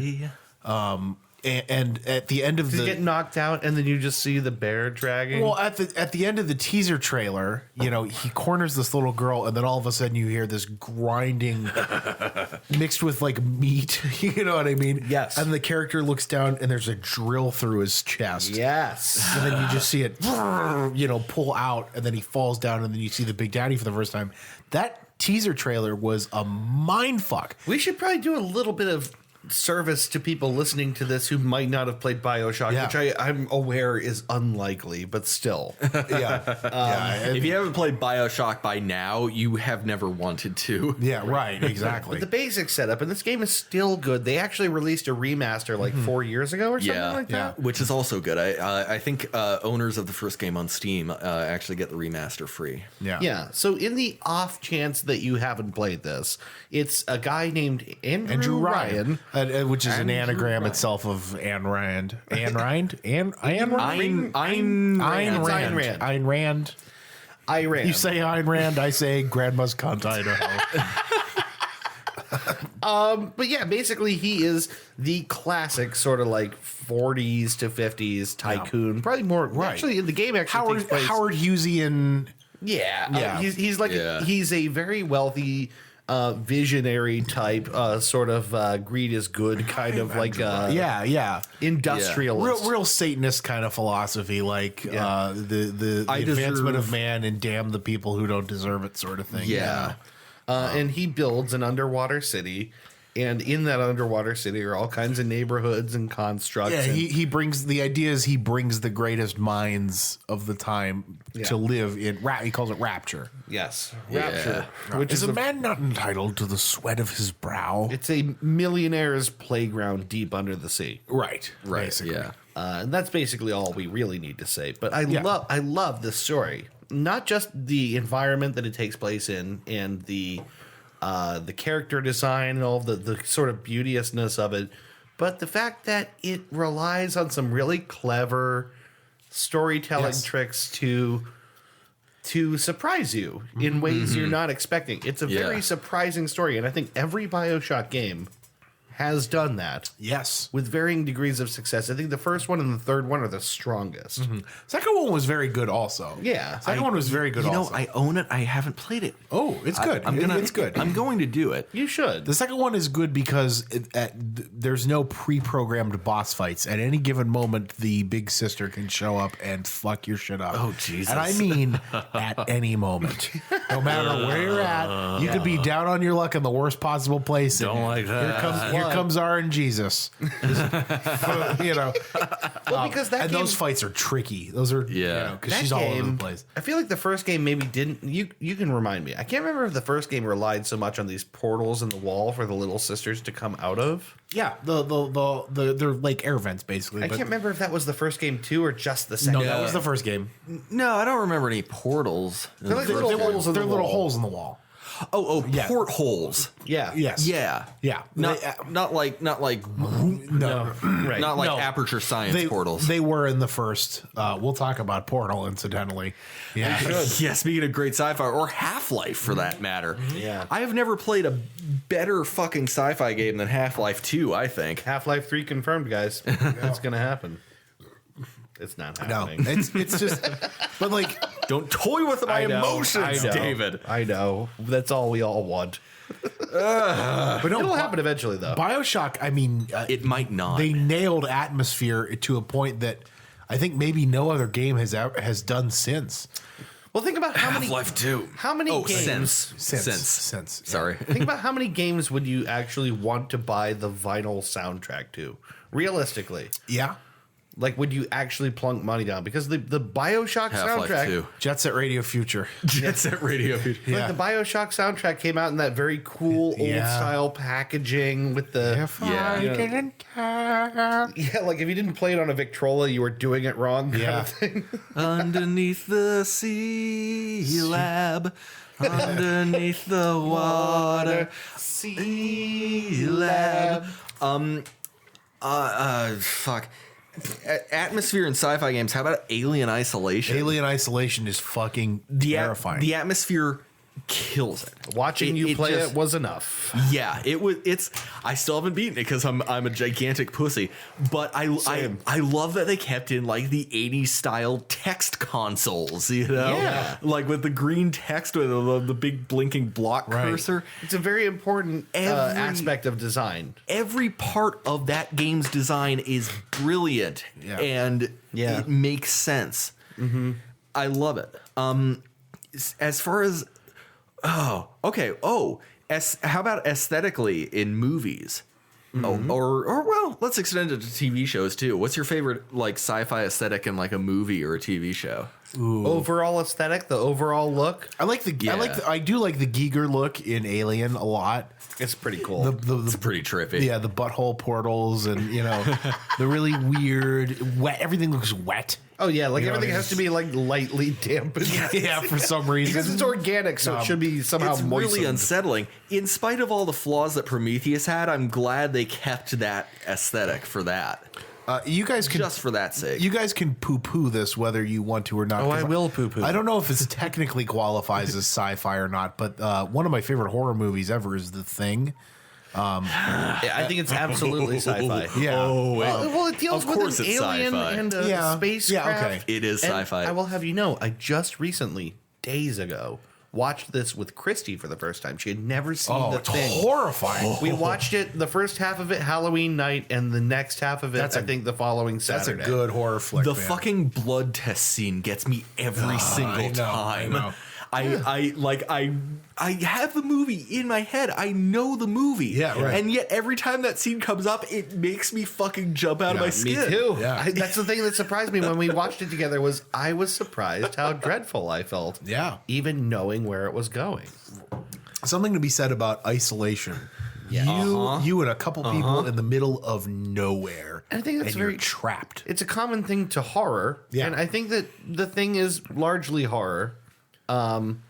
Is that thing? It's the same thing with like Friday the 13th of like everyone's isolated, they're away from everyone, and there's the monster, and they have to escape it. Like Sure. Right. like either being isolated or being But The Thing puts me in a believable situation where they're isolated. right. Do you know what I they're mean? alone for a reason that I can wrap my head around. Exactly. This is a place in one of the few places in the world where you can pour scrambled eggs out of a pan and they will freeze in midair on Right. their way to your plate. Yeah. It's already unearthly, but they're there. They're on Earth. Yeah. They're there for a mission. They're there for a scientific expedition. Yeah. And yet, despite all of that grounding, it's the loneliest fucking place in the world. Right, Antarctica is the largest desert on Earth. right. Yeah. It's And I would absolutely not go there to do anything. not after Absolutely. seeing The Thing. I fucking wouldn't. To be honest, I'd love to see it. I don't think there's ever a scenario in which I will ever get to. but Here's I the would. thing about The Thing. If I was a government, if I was sent by the government to study something in Antarctica, they could just say I never went there in the first place. If I died. If you die, you can be that forgotten happened. so easy. Yeah. If you went to Antarctica, you could be erased. Yeah. Oh God. That movie is bone chilling. How about on the lighter side of things? If we're talking about aesthetics, how about Men in Black, man? Oh yeah, Men in Black does a really good job. That brings me back to a real fun time in my childhood, and that's the sort of movie that you wouldn't see get made anymore today. No. That's All three of them are really good, actually. Yeah. I like all of them. the Men in Black is. I consider it to be in the same vein as Ghostbusters because it's like you got to take a real big gamble to make a horror comedy, Yes. or a sci-fi comedy, like anything that really kind of matches those two things together. You either knock it out of the fucking park, like Ghostbusters, like Men in Black, or it falls completely flat. Like Biodome. Oh God, Technically I sci-fi. have seen Biodome. Yeah. It ain't great. It's not. It isn't. I'm sorry, guys. It's it's not. Biodome It really is not great. But just because they're trapped in a bubble didn't mean they couldn't cause any trouble. right? You. Right? See, like Men in Black was like came from that magical time period when you were just kind of pushing up to the edge of the millennium. Yeah. That was when like Blue by Eiffel 65 came out. Oh, and And you had that With its crudely animated aliens in its video. goofy music video, lens flares all over the place. But that grabbed me. That really hooked me. Yeah. Because it was like holy shit, in like 5 years we're gonna be like cruising through the solar system and meeting aliens and shit. I want to talk about this. You've just stumbled on something that's really interesting to me. Is that Yes. sci-fi and its visualizations of the future are super defined by the time in which they're created. Absolutely. And so when you go back to, say, like, classic 50s sci-fi, Sure. there's all kinds of weird... Attack of the 50-foot woman. And Yeah, and there's like weird, like there's like representations of atoms all over everything They because live, that's what right. was like Yeah, new right. and exciting to them, Yeah. There's like atomic shit everywhere and Yeah. everything's silver and smooth. Right. And then you go forward like another 20 years and all of a sudden everything's like pure white. Right. Like there's no chrome shit. It's all like pure white shit. We're in the territory of like 2001. Yeah, So exactly. all of a sudden everything's clean and white and there's lots of talk like, about a bone-chilling computer movie. stacks everywhere. We almost. I have 2001 on Blu-ray, and I thought about that, and we were gonna watch that until my mom told me she'd never seen Seven. We were gonna watch 2001, and Trisha was like, "Is that really a scary movie though?" And I'm like, "It is to me." This is like, What, 2001? yeah, it's fucking is terrifying. scary. The It movie is scares the shit out of me. But it's funny, then jump. Okay, so that's the 70s. Is this the- pure that- white that shit? white, Right. yeah. Have all these clean edges and like rudimentary computers. Right. Now, when you think of 80s sci-fi, When I think of 80s sci-fi, I feel like, okay, so I think of Arnie, personally. Yeah, right. Arnie. Arnold Schwarzenegger. Oh yeah, right. So lots of complicated, greeble, overloaded metal things. Sure. Laser stuff. Yeah. Present in the past as well, but I have that's part of it. And then Sci-fi's kind of riding the Battlestar Galactica wave at this point. Yeah. by the time you hit the 90s, the future of sci-fi is whatever they could generate with CG. Sure. So, and sometimes Yeah. it's weird cartoony stuff. It's like, Men in Black. Yeah, exactly.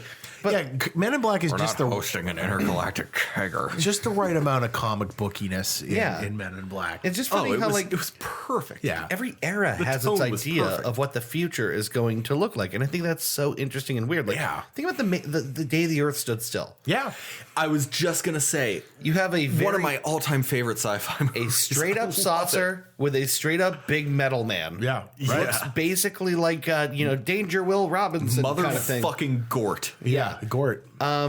It's just funny how our idea of the future is so obviously limited when we look back. Yeah. Well, when you're talking about War of the Worlds specifically, it's a pretty transparent, Cold War allegory. Sure. Of course. Yeah. The moral is stop nuking each other or aliens from beyond the stars are going to come kill everyone. Which is ultimately, that's the thread that connects all sci-fi in this way. Is it really is always forward thinking for a better world. Yeah. Or the flip side, everything falls apart and it's like disaster landscape, Sure. like Mad Max Yeah, kind Max, of stuff. yeah. You're right. It goes one of two routes. It's either humanity is shown or realizes at some point that like our allegiances, our nationalities don't really matter that much in the grand scheme of things, or we fail to realize that and then we end up in falls Blade apart. Runner And with, Right. Well, and the thing is, like, for two different or Neuromancer for that two matter. different branching storylines, there's so many different ways to present each of those theories that sci-fi can never be boring. Because someone can Right. always come up with a new version of Yeah. how can this go to shit or how can this become great. Yeah. Do you know what I mean? Yeah. Like there's always that, it's two branching paths with endless possibilities between them, You know what I thought was a bit underrated in that regard was Looper. Looper was really good. I didn't see Looper. Looper was surprisingly good. It was good. That surprised me. It sort of tells you really early on in its own kind of way. Joseph Gordon-Levitt has some monologues kind of setting up the world and setting up what he does and what his job is. It sort of tells you early on, if you're paying attention, don't look too much into the mechanics of time travel. I don't understand it. I don't expect you to understand it. Right. I'm just telling you this just fucking story. Dismiss this part because that's not the important part. Right. Which is a really good move. He's a mob hitman. Yeah. And yeah, the entire point is like, look, I don't fucking get it. I'm just telling you this story. Yeah. Yeah, Looper was surprisingly like even better than I thought it would be. It was good. Honestly. The dynamic between him and Bruce Willis is very good in that movie. It's so weird. I would never have thought in a million years what a cool story idea. that Joseph Gordon-Levitt being a young Bruce Willis would work so well, Yeah. but it really works. The dynamic between those two is so good in that film. When I heard that, I didn't buy it. I'm glad that it actually works because it does. I haven't It seen does. it yet. and Only I- because of the performances and the way it's filmed. Joseph Gordon-Levitt does a pretty convincing Bruce He Willis. does, yeah. If you can ignore the way he looked in Die Hard, you do have to suspend your disbelief a little. But he does a really good, like, convincing young Bruce Willis. He's got the squint, he's got the attitude, he's got the body language. That's the thing is, if those two guys get cast in a movie, Bruce Willis isn't doing his best Joseph Gordon-Levitt impression. Right. No. Right. Like, No. it's going to be. You are absolutely right. Right. It's And going to be the other way. And I think they knew that going in. Sure. They had to have. Right. Yeah. Well, and I think Joseph Gordon-Levitt knew that going in. Sure. Would you, if you're think of it that way, like if you're 30 years younger than the guy you're playing opposite, do you want to? You know what's up. You know what's up. You want to. Yeah. Who doesn't want to be Bruce Willis? I want to be Bruce Willis. Yeah. Right. Who doesn't want to He's be a cool John fucking motherfucker. McClane? You know what? Going back to Blade Runner 2049, I think that's one of the things that makes Ryan Gosling's performance is he sort of knows who he's acting alongside. Correct. And he sort of brings his own thing to the table, but it is sort of, you know, because He knows he's the young guy on the block. yeah, Gosling's character is also a Blade Runner. It's established at the beginning of the movie that he's a Blade Runner and a replica. And a replicant, correct. And he sort of brings his own thing to the table, but there's definitely that you know, that calm and collected air about him that you know Yeah. Ford puts on in the original. Yeah. There's definitely, you know, it's a spiritual successor rather than a straight sequel, which is what is, you know, what is so I think that's what's Great right about Which is about what it. it should have been. Yeah, Absolutely. They nailed it. And I love the minimalistic aesthetic that they used for that movie. Oh, God. Because if they would have thrown shit all over the screen like every other Yeah. sci-fi movie does, it wouldn't have worked. It's not Blade Runner. That building with the designer girl inside, right? Yeah. It's just like this. It looks like, you know, you could imagine just walking in there and there's like a token fern on either side of you and someone's sitting on a Commodore 64. Yeah. It's that bland, you know, just fucking like, It's almost hi, offensively how can clean. I help you? Yeah, offensively clean. It's almost offensively clean in the sense is a that, great like, way of putting it. like the fact that it's not that it feels unnatural. It feels very purposeful and accurate, Yeah. but it feels inhuman. And there's something good about that. Yeah, in human architecture. There's not a lot of windows on that building. You might notice. Yeah, right. I mean, the very notion of like a giant pyramid shaped sort of like headquarter kind of thing too is like it's anti-human. Yeah. We need to use the space. Well, if you look at the landscape in both the Blade Runner movies, do you really want windows? Because the outside world sucks. Yeah, right. It Like, kinda if you had windows, Yeah. you'd cover Yeah. them up. You know, there's a building on Mahoning Avenue right by the 11 overpass. Yeah. That gives me that same vibe. It's that all brown building, and it's the one where the windows just kind of go around the perimeter. You know what I'm talking about? It's like I do. you know the building. It's the I'm one talking directly across from the get-go there. about? Yes. It's Oh. right when you get off 11 at you know Mahoney. that. Yeah. You know that building, Yes. and it's got that. No sign one out knows front. what that building is for. It's got that sign out front where the signs are all in that weird digital 80s font. Yeah. It's such Nobody knows what that building is. It gives me that exact same kind of vibe. I can imagine walking in and seeing a secretary with like a perm up to here. Yeah. You know, working on a fucking Apple Lisa and you know, Yeah, and she asked you to scan in on a thumbprint scanner that looks 40 years old. it's like if Vaporwave was a building. You know the building I'm talking about, though. I absolutely do. Yeah. You're right. It's such a strange looking. It's out of place in wait, 2018. I was mixing 680 with 11, but yeah, I know where You know you're what's at. weird about Yeah. that building? For the longest time, I thought there was a pool in it. Because for the longest time, I thought that was the YMCA. Because as a kid, I went to the Y, and then when I grew up, I was just like, oh, it's that place. Yeah. I have no idea why I thought that. Yeah. It's don't know. not a YMCA. Well, they recently redesigned the Y downtown. Okay. It's a bit less imposing now. It's a bit less like just a big cube of bricks, and Okay. it's got more of a welcoming demeanor to it, which is appreciated. yeah. I wanted to talk a bit about. We were talking about Looper.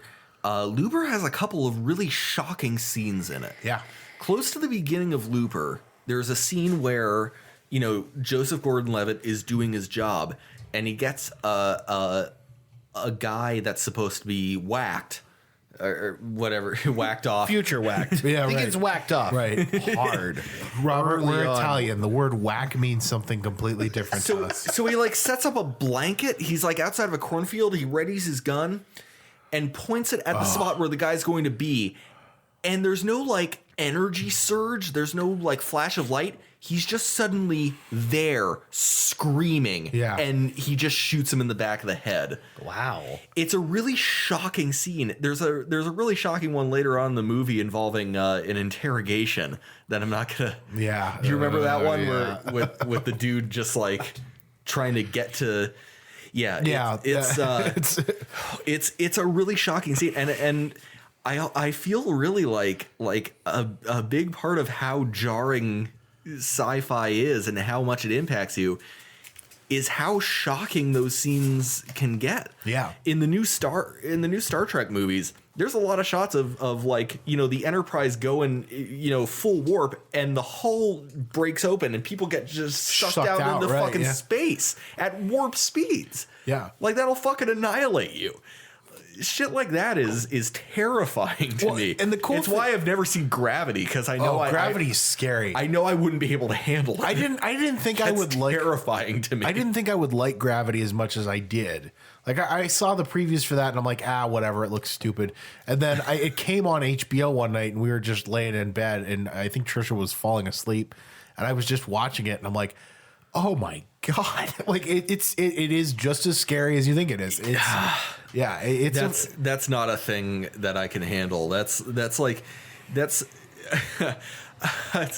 honestly, it's my biggest fear of something that will never ever happen to me is just space related shit. Yeah. Interstellar is also, if you've never seen Interstellar, it's also very good for that. Apollo 13 scared the shit out of me. Yeah. I watched that in high school for science class because Apollo 13 happened. Apollo 13 actually fucking happened. That happened. And that is scary as fuck to me. I do not ever want to be in that kind of a situation. Fucking Event Horizon has similar vibes for me. Just in the sense of just space terror, not necessarily the satanic stuff, because like that's just like, you know, okay, I've played Doom. It's whatever. But like the scene where the kid's in the airlock and it's decompressing and he gets just fucking shunted out into space, and Lawrence Fishburne has to go out and just tackle him into the other airlock. Yeah, like it's Yeah, space is a really good place. You know what I mean? Not just from a sci-fi standpoint, but from a horror standpoint. You could do some scary shit, as evidenced by movies like Gravity 2001. You know what I mean? Alien, anything like that, because you can invent your own possibilities there. That's why sci-fi, you know, like I said before, it's why it's so cool. There's so many different branching paths. Yeah. I don't know if I can talk for a minute about my absolute favorite sci-fi entity. Oh, no, please do. Which is, without a doubt, it sounds like great conversation. Black Mirror. Oh, Black Mirror is so good. You know what? Yes. Black Mirror is so good. You know what? I haven't watched any more of Black Mirror. I watched the first episode with you. That's right. With the pig. Yeah. Okay, so I remember that because I was going, what the fuck am I watching? I was really intrigued by that. That whole show is what the fuck am I watching? And then I decided, like, okay, I'm gonna watch like the second episode or whatever. And it's 6 Million Merits. That episode fucked me up so much. I haven't gotten down. You want to what's the stopped one right there? What's the one where they send the kid on the? It's thing? Shut Up and Dance. Shut Up and Dance. It is. You want to get fucked up? Watch that. That's the saddest I have ever been watching that show. God. I don't. Can I give you the setup? Can I really be any sadder than 6 Million Merits? You can. I'll give you the setup. I don't know if I'm ready for that. Let me give you the premise of this episode. It's straight a good old local boy. One night when he thinks nobody is watching, he's in his bedroom, he's babysitting or whatever, and he locks the door or whatever. He's babysitting his kid sibling, and he gets a moment alone, and he goes into his bedroom and he jerks off to something on the internet. Right? That's the start. Now, what happens immediately after is that he gets a message from an unknown entity. We saw what you did.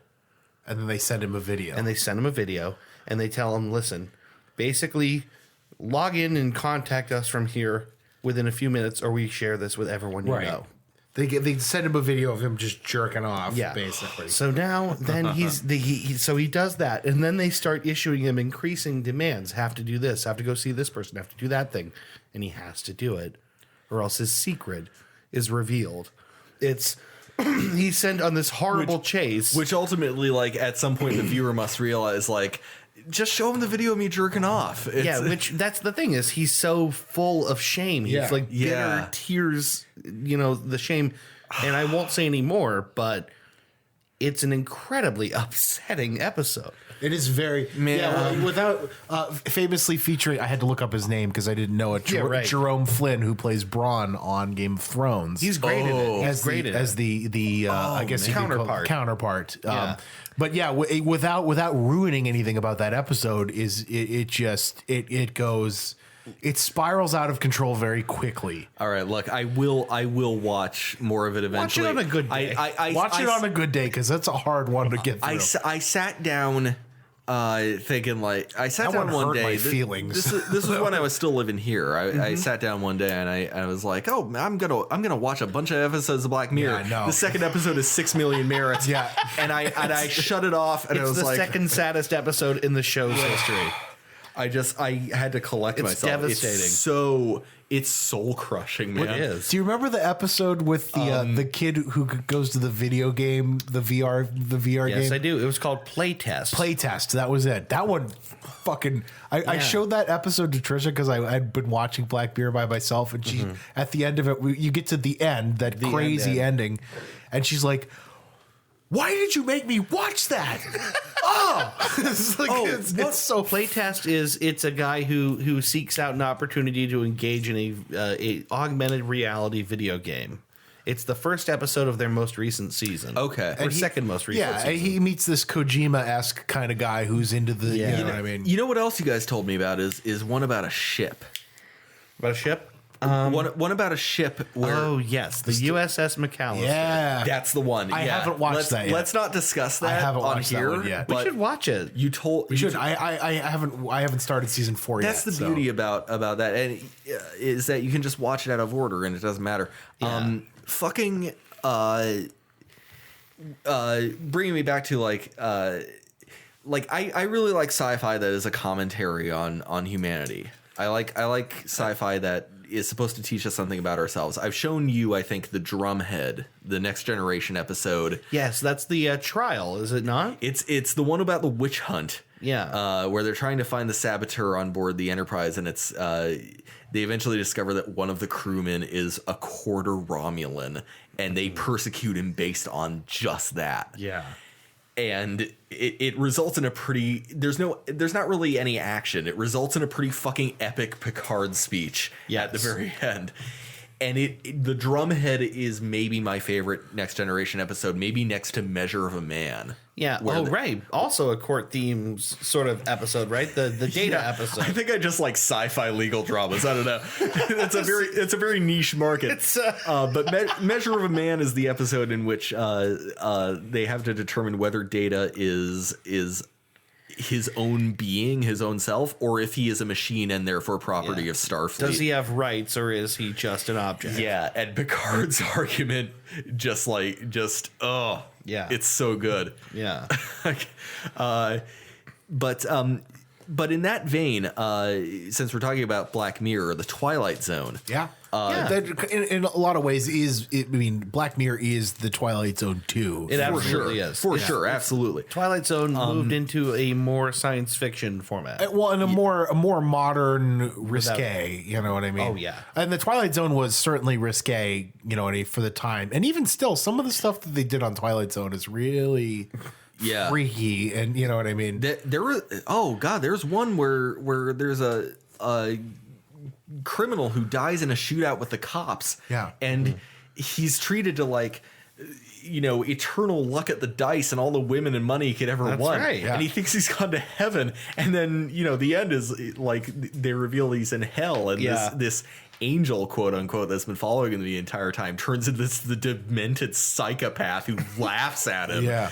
And that's how the episode ends. Yeah, it's upsetting. So great. I'm trying to of course the last man on Earth who The classic episode of a man who has nothing but time on an empty planet. He can finally pursue his interests, and the one thing he always wanted to do was to read. And I guess if you are listening to this, you probably know that twist. You've seen the scene. You know it via pop culture. You know it via Family Guy. Yeah, right. Yeah, right.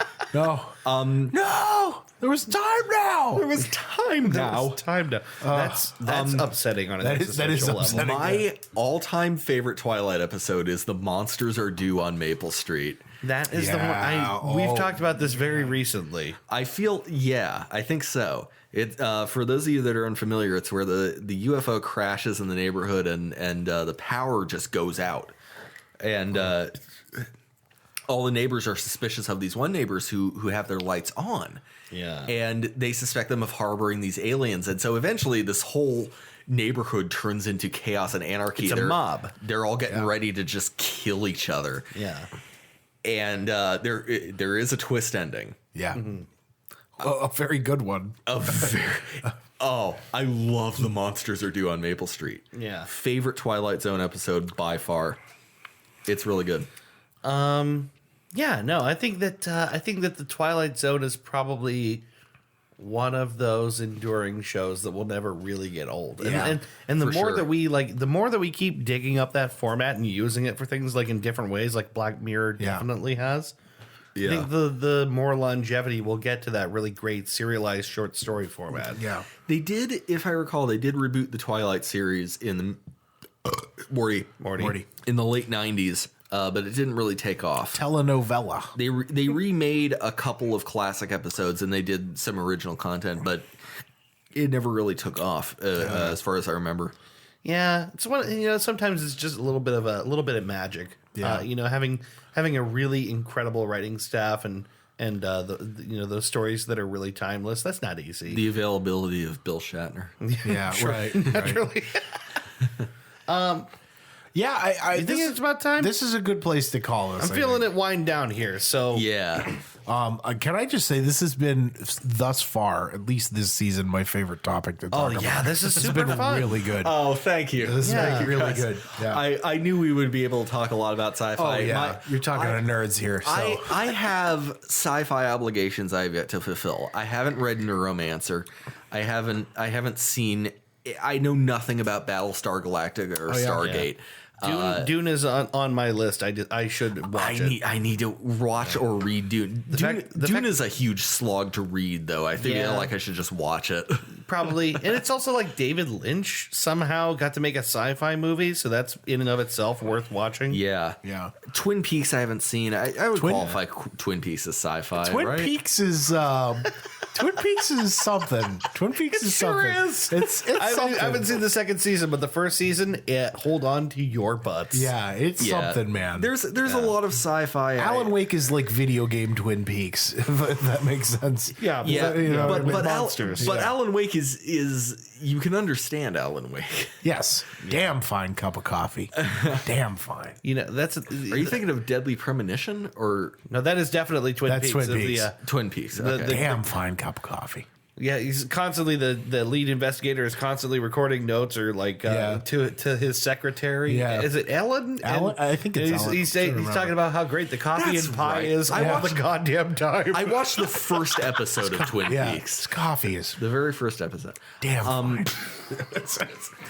Coffee and pie. That's all this guy gives a fuck about. And they never solve the murder as far as I know. So there's a lot of sci-fi that I feel like I'm obligated to do. I've never read or watched any adaptation of I, Robot, and I think that's kind of a prerequisite. The film Asimov is a requirement. Yeah, the film version of iRobot is actually probably better than you're thinking it is. It's pretty good. It's pretty. That's what I hear. It's pretty true to the story. There's like some stuff. like early 2000s bullshit in there, but but for the most part, it's pretty true to the story. Yeah.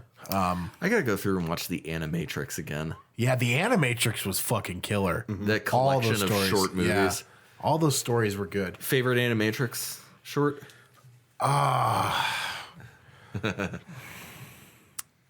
I'm trying to remember. It's been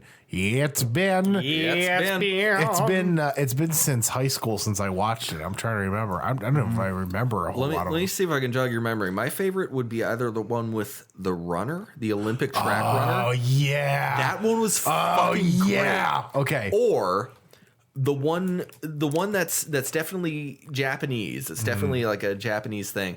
But they find a place where gravity doesn't exist, and you can just Okay. like Yeah, jump off yeah, the yeah. ledge and stop an inch from the ground. I have to go back and watch those again. Halo did one too, Yeah, where it was all They did, didn't they? Yes, they did. Yes, they did. That's right. I They never did lots of watched those. live action ones too. We can probably find animation Do they not shorts on still YouTube. have? could. Does Halo not still have like a TV show in the works?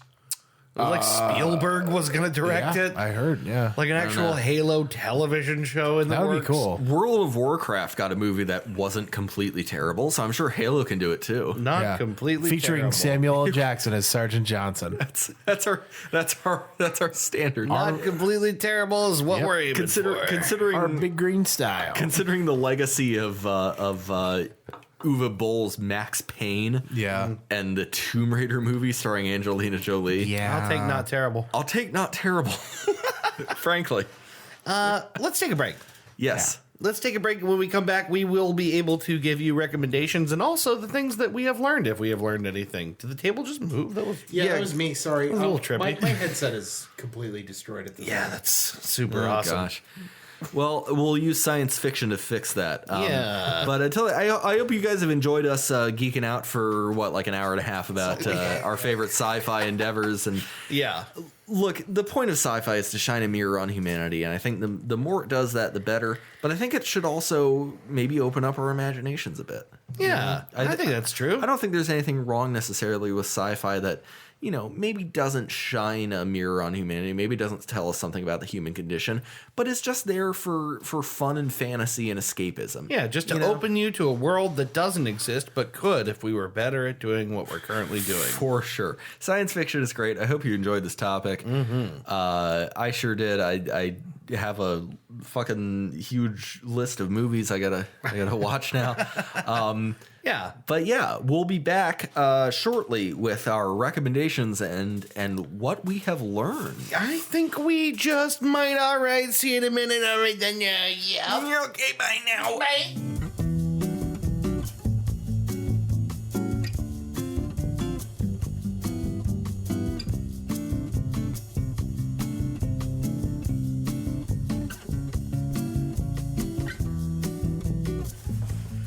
Welcome back, Morty. Welcome back, Rick. Welcome back, Rick. Oh, jeez. Oh, man. Jeez. We're back. This We're is the back. thing. We got to talk about sci-fi. We got to talk about sci-fi we didn't know and wish we knew. I was just talking during the break about I haven't read Neuromancer. I'm going to read that at some point. Yeah. There's just Sci-fi is a really great topic. it's It's really very, is. very large. I remember being a little kid and thinking about all the spaceship cockpits I had, and now how I could emulate that possibly in like a high tech gaming rig, and now I have that. Yeah. Yeah. and it We makes live me in the future, dude. it makes me The comfortable. way and of the secure. future. Way. The way of the future. And now I've future. like I said, I've got a new job. I'm doing IT now. Yeah. I'm making the career change happen, and this is gonna be something. I get to be Geordie LaForge now. Yeah, it's pretty exciting. This is You get to be You Gil get to be Florida. blind and black. Geordie LaForge. Yeah. I get to be blind and black. Wow. What a great combination in today's society. Wow.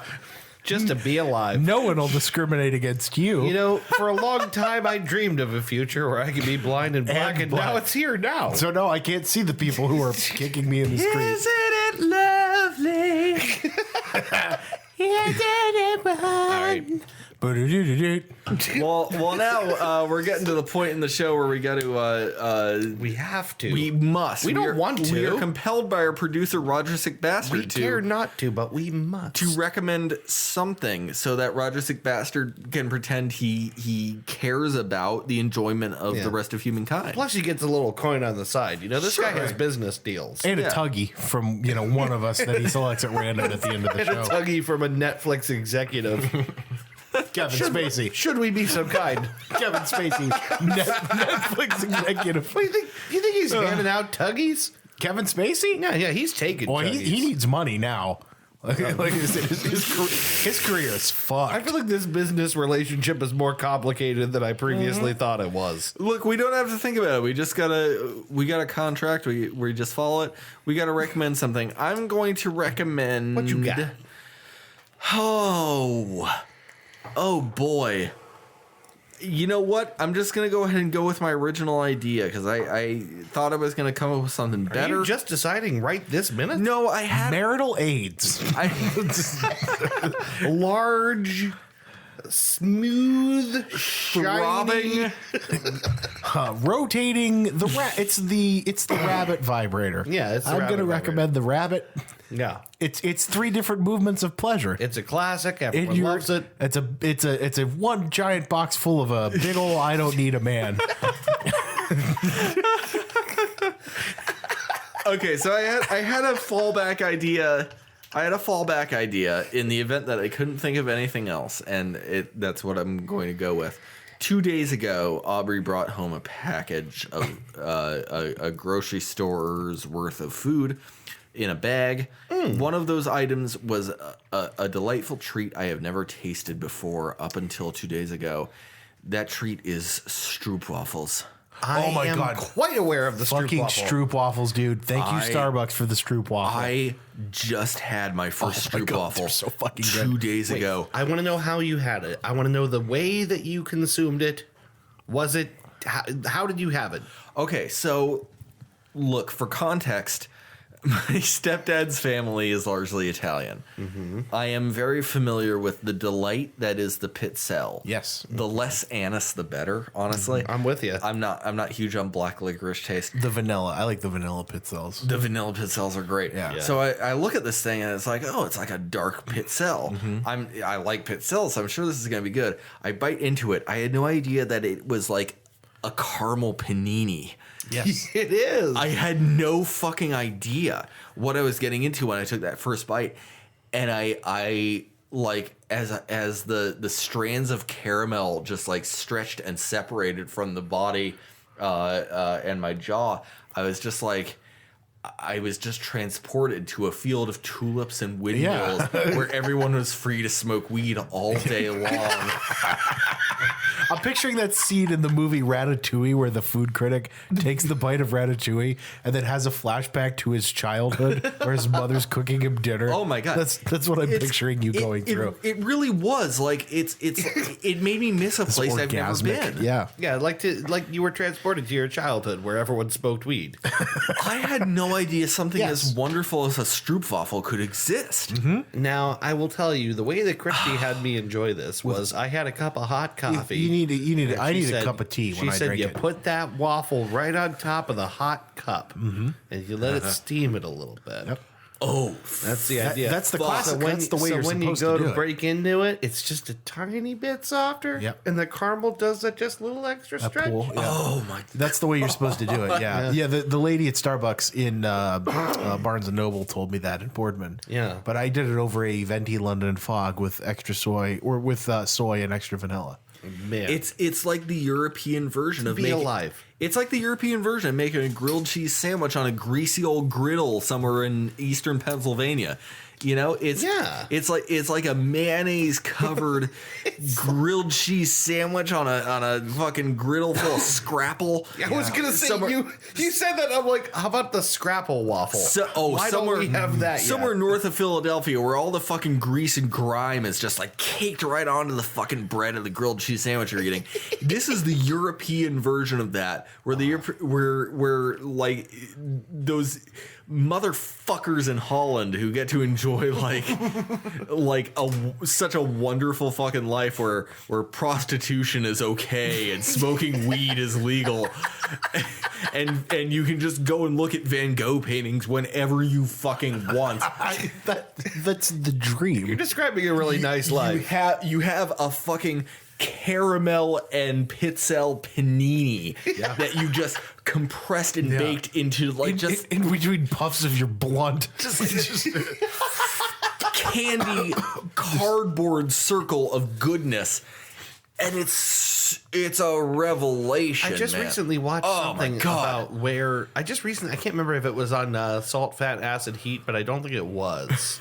I was watching something, and they were showing where like the majority of Stroop waffles are made. Yeah. And they were showing how difficult it is. It was like surprisingly difficult. Really? Yeah, because you have this very like shallow waffle iron situation. Yeah. And you have to do it to just the right time where you can separate the thing without burning it. And without it sticking to the griddle. Yeah, where you can't like pull it apart, and then the fucking Caramel? wafer is like stuck to the thing. Yeah, right? it's like actually kind of tricky. There's like certain places in the world where they do this in high volume. It's like not a thing everywhere. You can get them everywhere, but they're not that popular everywhere. I don't see how they're a miracle. I know, right? They are the angelic ascension of Oreos. They really are. That's a pretty accurate description. Yeah, not bad. It's like if an Oreo is just a dirty, smelly ape that evolved from primordial ooze like us. Fudge. Primordial fudge. A stroopwafel is like a fucking archangel. It really is. Ah. It's beautiful. It's elegant.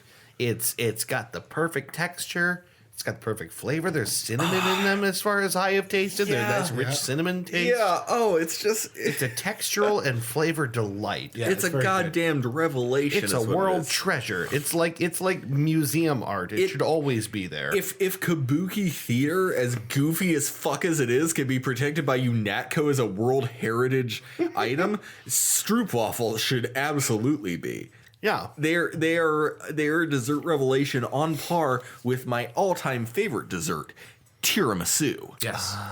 Tiramisu, in my mind, is the god of cakes. Would you like coffee or cake? Yes. Why not both? Yes. Por qué no los dos? Yeah, tiramisu is a very fine Tiramisu is the god of cakes, and I'm thoroughly convinced now that stroopwafels are the god of cookies. cake. I think you're right. I don't think I've ever had one better. So good. They're so goddamn good. It's like they took something the Italians and the Germans each did on their own, and they're like, but wait, let us combine it. But wait. I can't do a Dutch accent. That's my best guess. Hey, Dorgan. I've heard You got that waffle marker? I've heard the Oh, Dutch yeah, Hans. I've heard the Dutch language described as someone trying desperately to swallow their own tongue. Honestly, Not bad. from what I've heard, it's not that far off. Yeah, it's Stroop waffles. Stroop that. They're really good. They're really good. I'm glad that you guys are on board with my recommendation, Morty, because that was my fallback.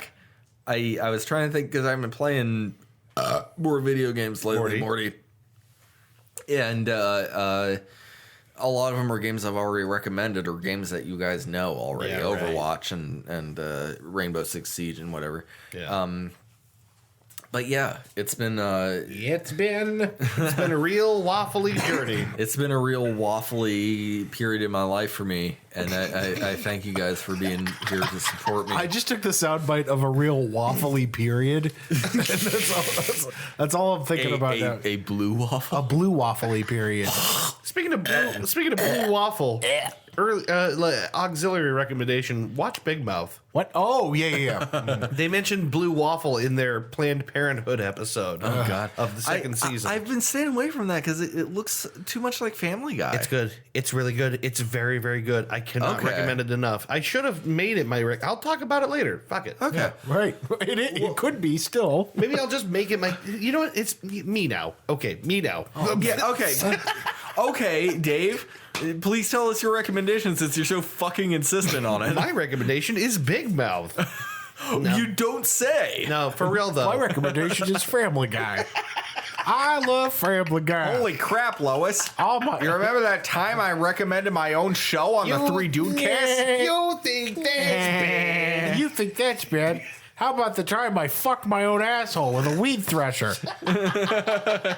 No, watch Big Mouth. Wow, It's really talk great. about trimming the hedge. Hey, dog. Hey, dog. Hey, dog. He doesn't have a name. He's just a dog. Yeah, what is it, Peter? Oh, well, how about you lick the peanut butter off of my taint?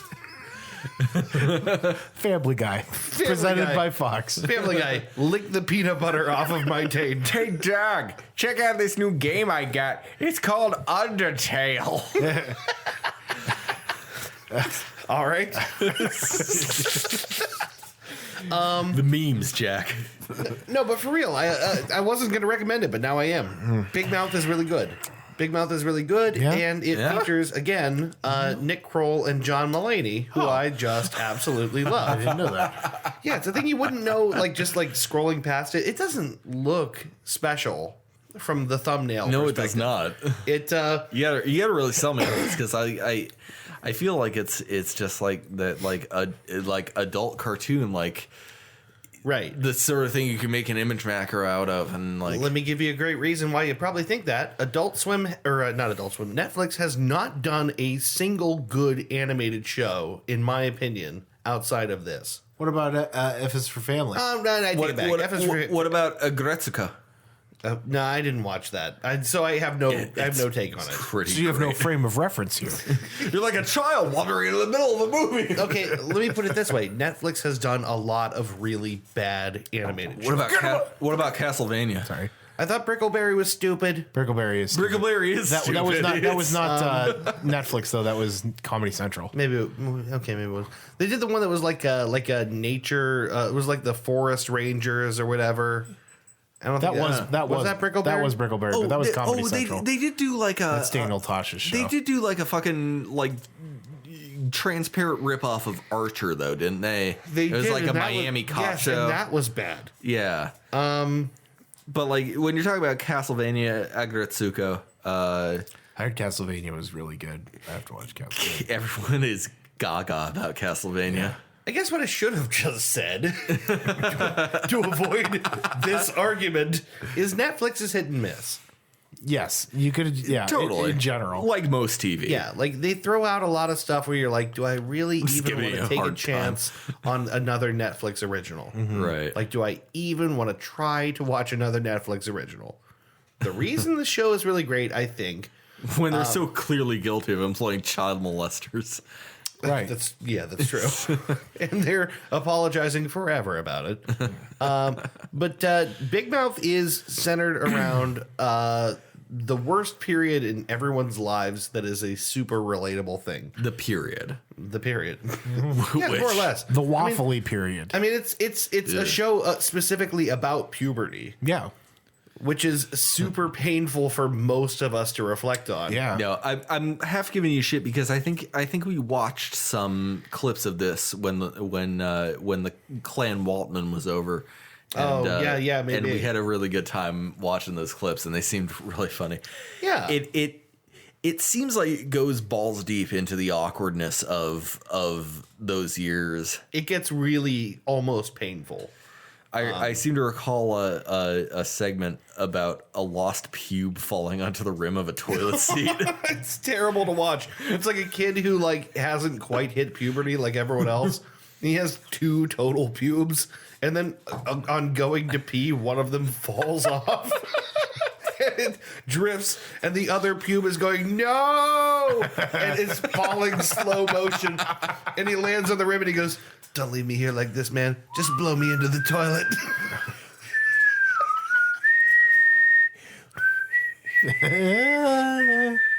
Every night in my dreams, I see you.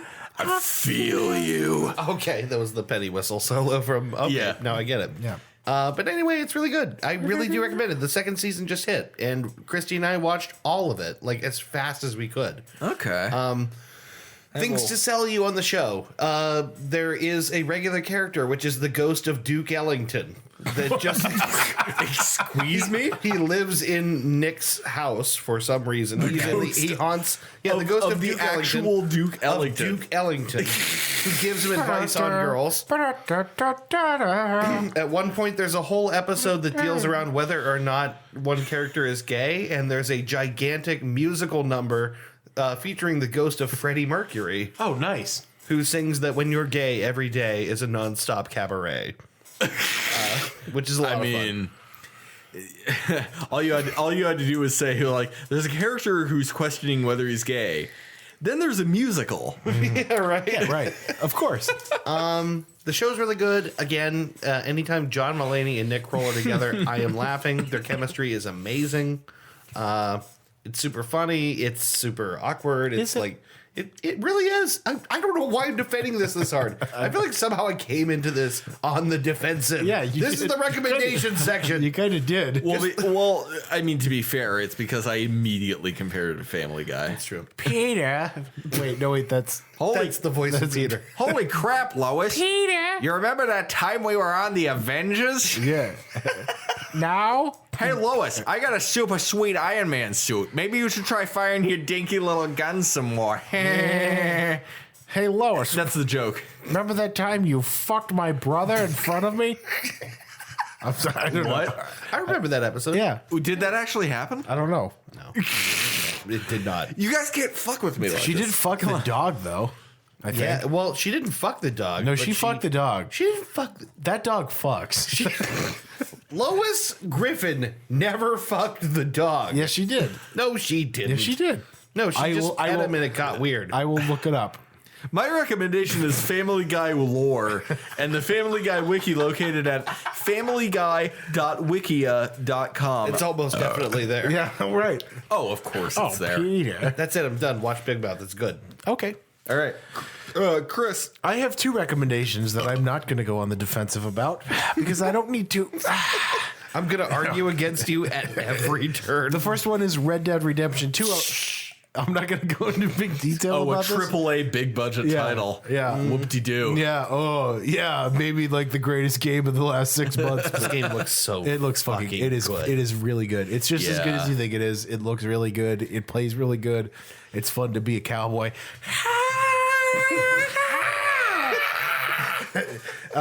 I've been in cowboy mode pretty much since I got the game. Yeah. I'm like 25 hours in, and I'm not even close to touching the surface. It's worth it. I'm not going to go into big detail because most of you are probably already playing it. Yeah. But if you haven't, you should. It's really good.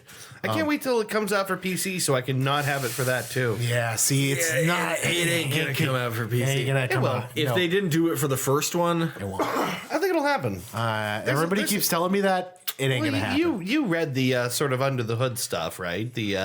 There's some developer options accessible from the executable that suggest like PC settings that aren't available on a console.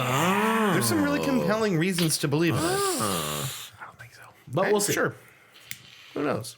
I don't know, man. They like money, is my point. Yes. Second recommendation. Unlike Konami, who hates money. Second recommendation. I want to recommend a movie. It's a documentary. Actually, it's called An 8x10 Glossy Photo of My Asshole. You know what? I think I have that one. The Roger Sick Bastard story. Do you remember that scene where the Glossy takes the bus to New York? Mm-hmm. Yeah. And it's like, I don't know. And then if I'm everybody's gonna like, make it. ooh, nobody wants to sit by it because it's just a photo of a spread And asshole. it waves out the window as its anti-fee or whatever Yeah. is saying goodbye. And Did I ever tell you about the my favorite thing my brother ever reposted on Facebook was just a completely black picture. It's just a giant black JPEG, and it was reblogged from Flea, drummer for the Red Hot Chili Peppers. Bassist. I'm sorry. The bassist for the Red Hot Chili Peppers. It was reblogged from Flea, who commented on this picture saying, "My life is an unending spiral of torment and anguish. Here is a picture of the inside of my asshole." That's really funny. I'm paraphrasing a bit, but that was Accurate. essentially the message. That's really funny. Gotta say, he's right. That's probably what it looks like. That's really funny. No, the documentary I'm going to recommend is a film that came out. It was about 10 or 12 years ago at this point. It's called American Hardcore. Oh, that sounds familiar. And American Hardcore. the documentary is it's basically about the hardcore movement, which I talked about a couple weeks ago when I recommended Minor Threat. But it's basically about the 80s hardcore movement, which took place basically between the years of 1979 and 1985. This little blip in time where punk rock got very fast and very aggressive and very political, Yeah. kind of all at once. And it goes through all those bands of that era: Minor Threat, Dead Kennedys, Bad Brains, Black Flag, Circle Jerks, all that kind of stuff. And this documentary is really important to me because it introduced that entire genre of music to me. And it introduced me to a lot of my favorite bands. I think punk rock as a movement, in particular, that section of punk rock, is my favorite genre because it branches. You know what I mean? There's so many different subsects of it. It starts like punk rock in general starts way back in like 1966. With like bands like the Stooges and the MC5 and, you know, like this proto punk, you know what I mean? Same kind of ideals. And it just branches into all these different subgenres. And of all of those, hardcore is my favorite because it's this little flash in the pan movement with all these bands that all did the same kind of style, that all did really, really cool, aggressive, fast music. So I have to thank the people who were interviewed for this movie and the director of this movie because it like brought a whole new genre of music to me. And one of my favorite, pretty much my favorite genre in general, you know, kind of brought it to life for me.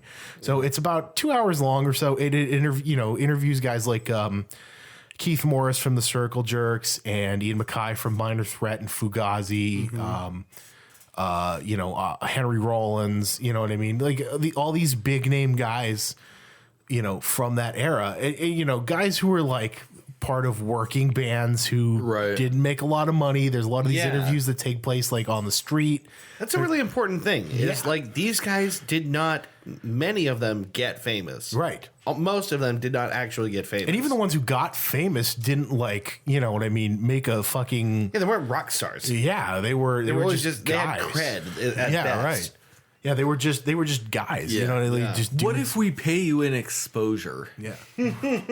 So, but it's lots of interviews like that are shot like basically on handy cam footage where they just fucking track these dudes down and interviewed them on the street or, you know what I mean? Went to their homes that are just like normal, modest homes and like did interviews with these guys. And it's really cool. It's a very raw, very honest, very personal documentary, and it does a very good job of explaining the entire movement to, you know, someone who who had no idea about it, basically. Right. There was a documentary that came out earlier in the 70s. It was called, you guys might have heard of it. It's called The Decline of Western Civilization. It was famously about, it's a real famous documentary film. It's in the, the Library of Congress preserved it. There was two of them. One of them was about the late 70s punk rock scene in Los Angeles, and it followed bands like The Germs and X and Scream, like all those bands in LA in the 70s in that underground era. And then there was a sequel that came out in the 80s that was about the metal bands on the Sunset Strip, like Motley Crue and Rat, and you know what I mean, like that kind of genre. And it basically follows the debauchery from two different genres of music, and they're both really good documentaries. American Hardcore is kind of in that vein. And I can't believe I'm saying it this way, but it's a little more tame because it's being told by these guys in the future, like as you know, like as grown-ups, basically in their 40s and 50s at this point. Okay, so it really is like in like looking back. Looking back, yeah, Okay. it's interviews by these guys, and features. If you're into punk rock, really good soundtrack. Filled with a bunch of bands that if you knew nothing about this music, you would have never known anything about. I always said heavy metal has the best song titles, but punk rock has the best band names. Yeah. So, you know, I feel like we've mentioned on the show multiple times millions of dead cops, Society, SSD Control, Black Flag, the Circle Jerks, Battalion of Saints, SOA. You know what I mean? Yeah. There's tons of Rites of Spring. There's tons of these Dead Kennedys. Dead Kennedys is a fucking great band name. Yeah, it is. It really is. But yeah, like it covers like all these guys, the Bad Brains, all, you know, and different, more importantly, different scenes in the hardcore movement, all of which kind of stem from Washington, D.C. as like the main hub point, because this is like a movement that's born out of Ronald Reagan getting elected, basically. Yeah, right. Yeah. So it starts in D.C. with the Bad Brains and Minor Threat, and then and Black Flag, and then it spreads out to, you know, New York and Texas, which is where MDC's from, and then L.A. and Boston, Gangrene. You know what I mean? So it covers like all these different scenes from different parts of the country, which is really, really cool, and it's a really cool analytical look at this little flash in the pan genre told by the guys who did it. That's really cool. And it's a really, really cool documentary. Definitely worth a watch. I wonder where you can find it. Yeah, I know YouTube has it. That's good. Well, not not the free, not like someone uploaded the whole thing. You can buy it on YouTube. Right. I know there's DVD copies and versions of it. I'm sure if you do enough digging, you can find it. Yeah. But it's definitely worth a watch. It's really cool. Features a really good soundtrack if you're into punk rock. But yeah, American Hardcore, check it out. I think it came out in 2006. Still just as good. Henry Rollins is still touring. The Circle Jerks still tour from time to time. Yeah, right. So those guys are still out around, there. yeah. Kicking ass. So, yep. Well, hey, what did we learn out of this whole experience? I learned that we need to carpet bomb Florida. We probably should. Yeah. Yeah. I'm not even really floating that soft. I'm saying we really should. Yeah. Be doing this. I learned that kids are shitty. Kids are shitty. I learned that I'm going to listen to Bad Baby. Bad Baby. I'll put. You reminded me. I have to put that. Just even for nothing else, you're at least gonna like the music video. Yeah, it's really fun. we gotta watch that after. Definitely a hate listen. I learned that I need to pay a visit to Grandma's Cunt, Idaho. I learned that too. I learned we should everyone let's agree to leave the Jews alone. Yeah. They've had enough. Yeah. Stop it. I learned that movie execs are also shitty. Yes, They are. I learned that space is either bone chilling or really optimistic, depending on your taste in sci-fi. I learned that I need to watch Scanners. Yeah. Oh, Scanners is cool. Yeah, I really do need to see that. I learned that Stanley Kubrick is also shitty. Yes. Yes, he is. I wrote here that basic bitch Starbucks cup would make a great Grand Moff Tarkin. I learned Mick Jabberson is a highly common surname. Yeah. Man. Mick One, one thing on this show that I can take back. Yeah. Gong sound Mick Jabberson. And I learned that the memes must flow. The memes. The memes must flow. Yep. Indeed. Is that it? Is that all we got? I think that's all we got. right. So tune in next time for another fresh edition of the Three Dudes Show when Dave will be hosting. Oh, shit. Yes, he will. He will. Yes, he will. Fuck. He will, boys. And we're going to be back whenever we decide to stop playing Dungeons and Dragons and do this podcast again. Yep. Probably in a couple of weeks. It could even be next week. It could, It could be next week. It could, depending on everyone's availability, it could be next week. It will could be in at It just least. wants to take my headphones off of my ear like this, and I have earbuds on because my headphones are frustrating. Destroyed. Yeah. Yeah, we'll update our equipment and we will get back to y'all. Yeah. Until then, I hope you enjoyed this podcast. They haven't. They hated it. Well, I'm getting shit. the emails now. They're hating it. On this midterm night, we hope the best for this country that we all live in, the America that we want this to be, where it's a conglomeration of all the strengths that all the different people bring to the table, Yeah, like Stroop waffles. like Stroop waffles especially. And free weed. Yeah, and free stroopwafels, free weed, prostitution, whatever. We hope that this country doesn't go to hell tonight. So we'll keep you updated. Oh, that's already there. A week or two from now. Since we are your favorite news source, your favorite. and the most accurate news source. It's true. By news. far. Yeah. Dude news. Dudes. Gotta drop my keys. This has been, news. Dudes and news. Anyway, this has been Peter Jennings, and this has been ABC.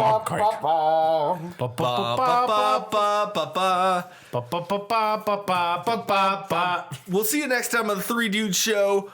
Good night. Good night.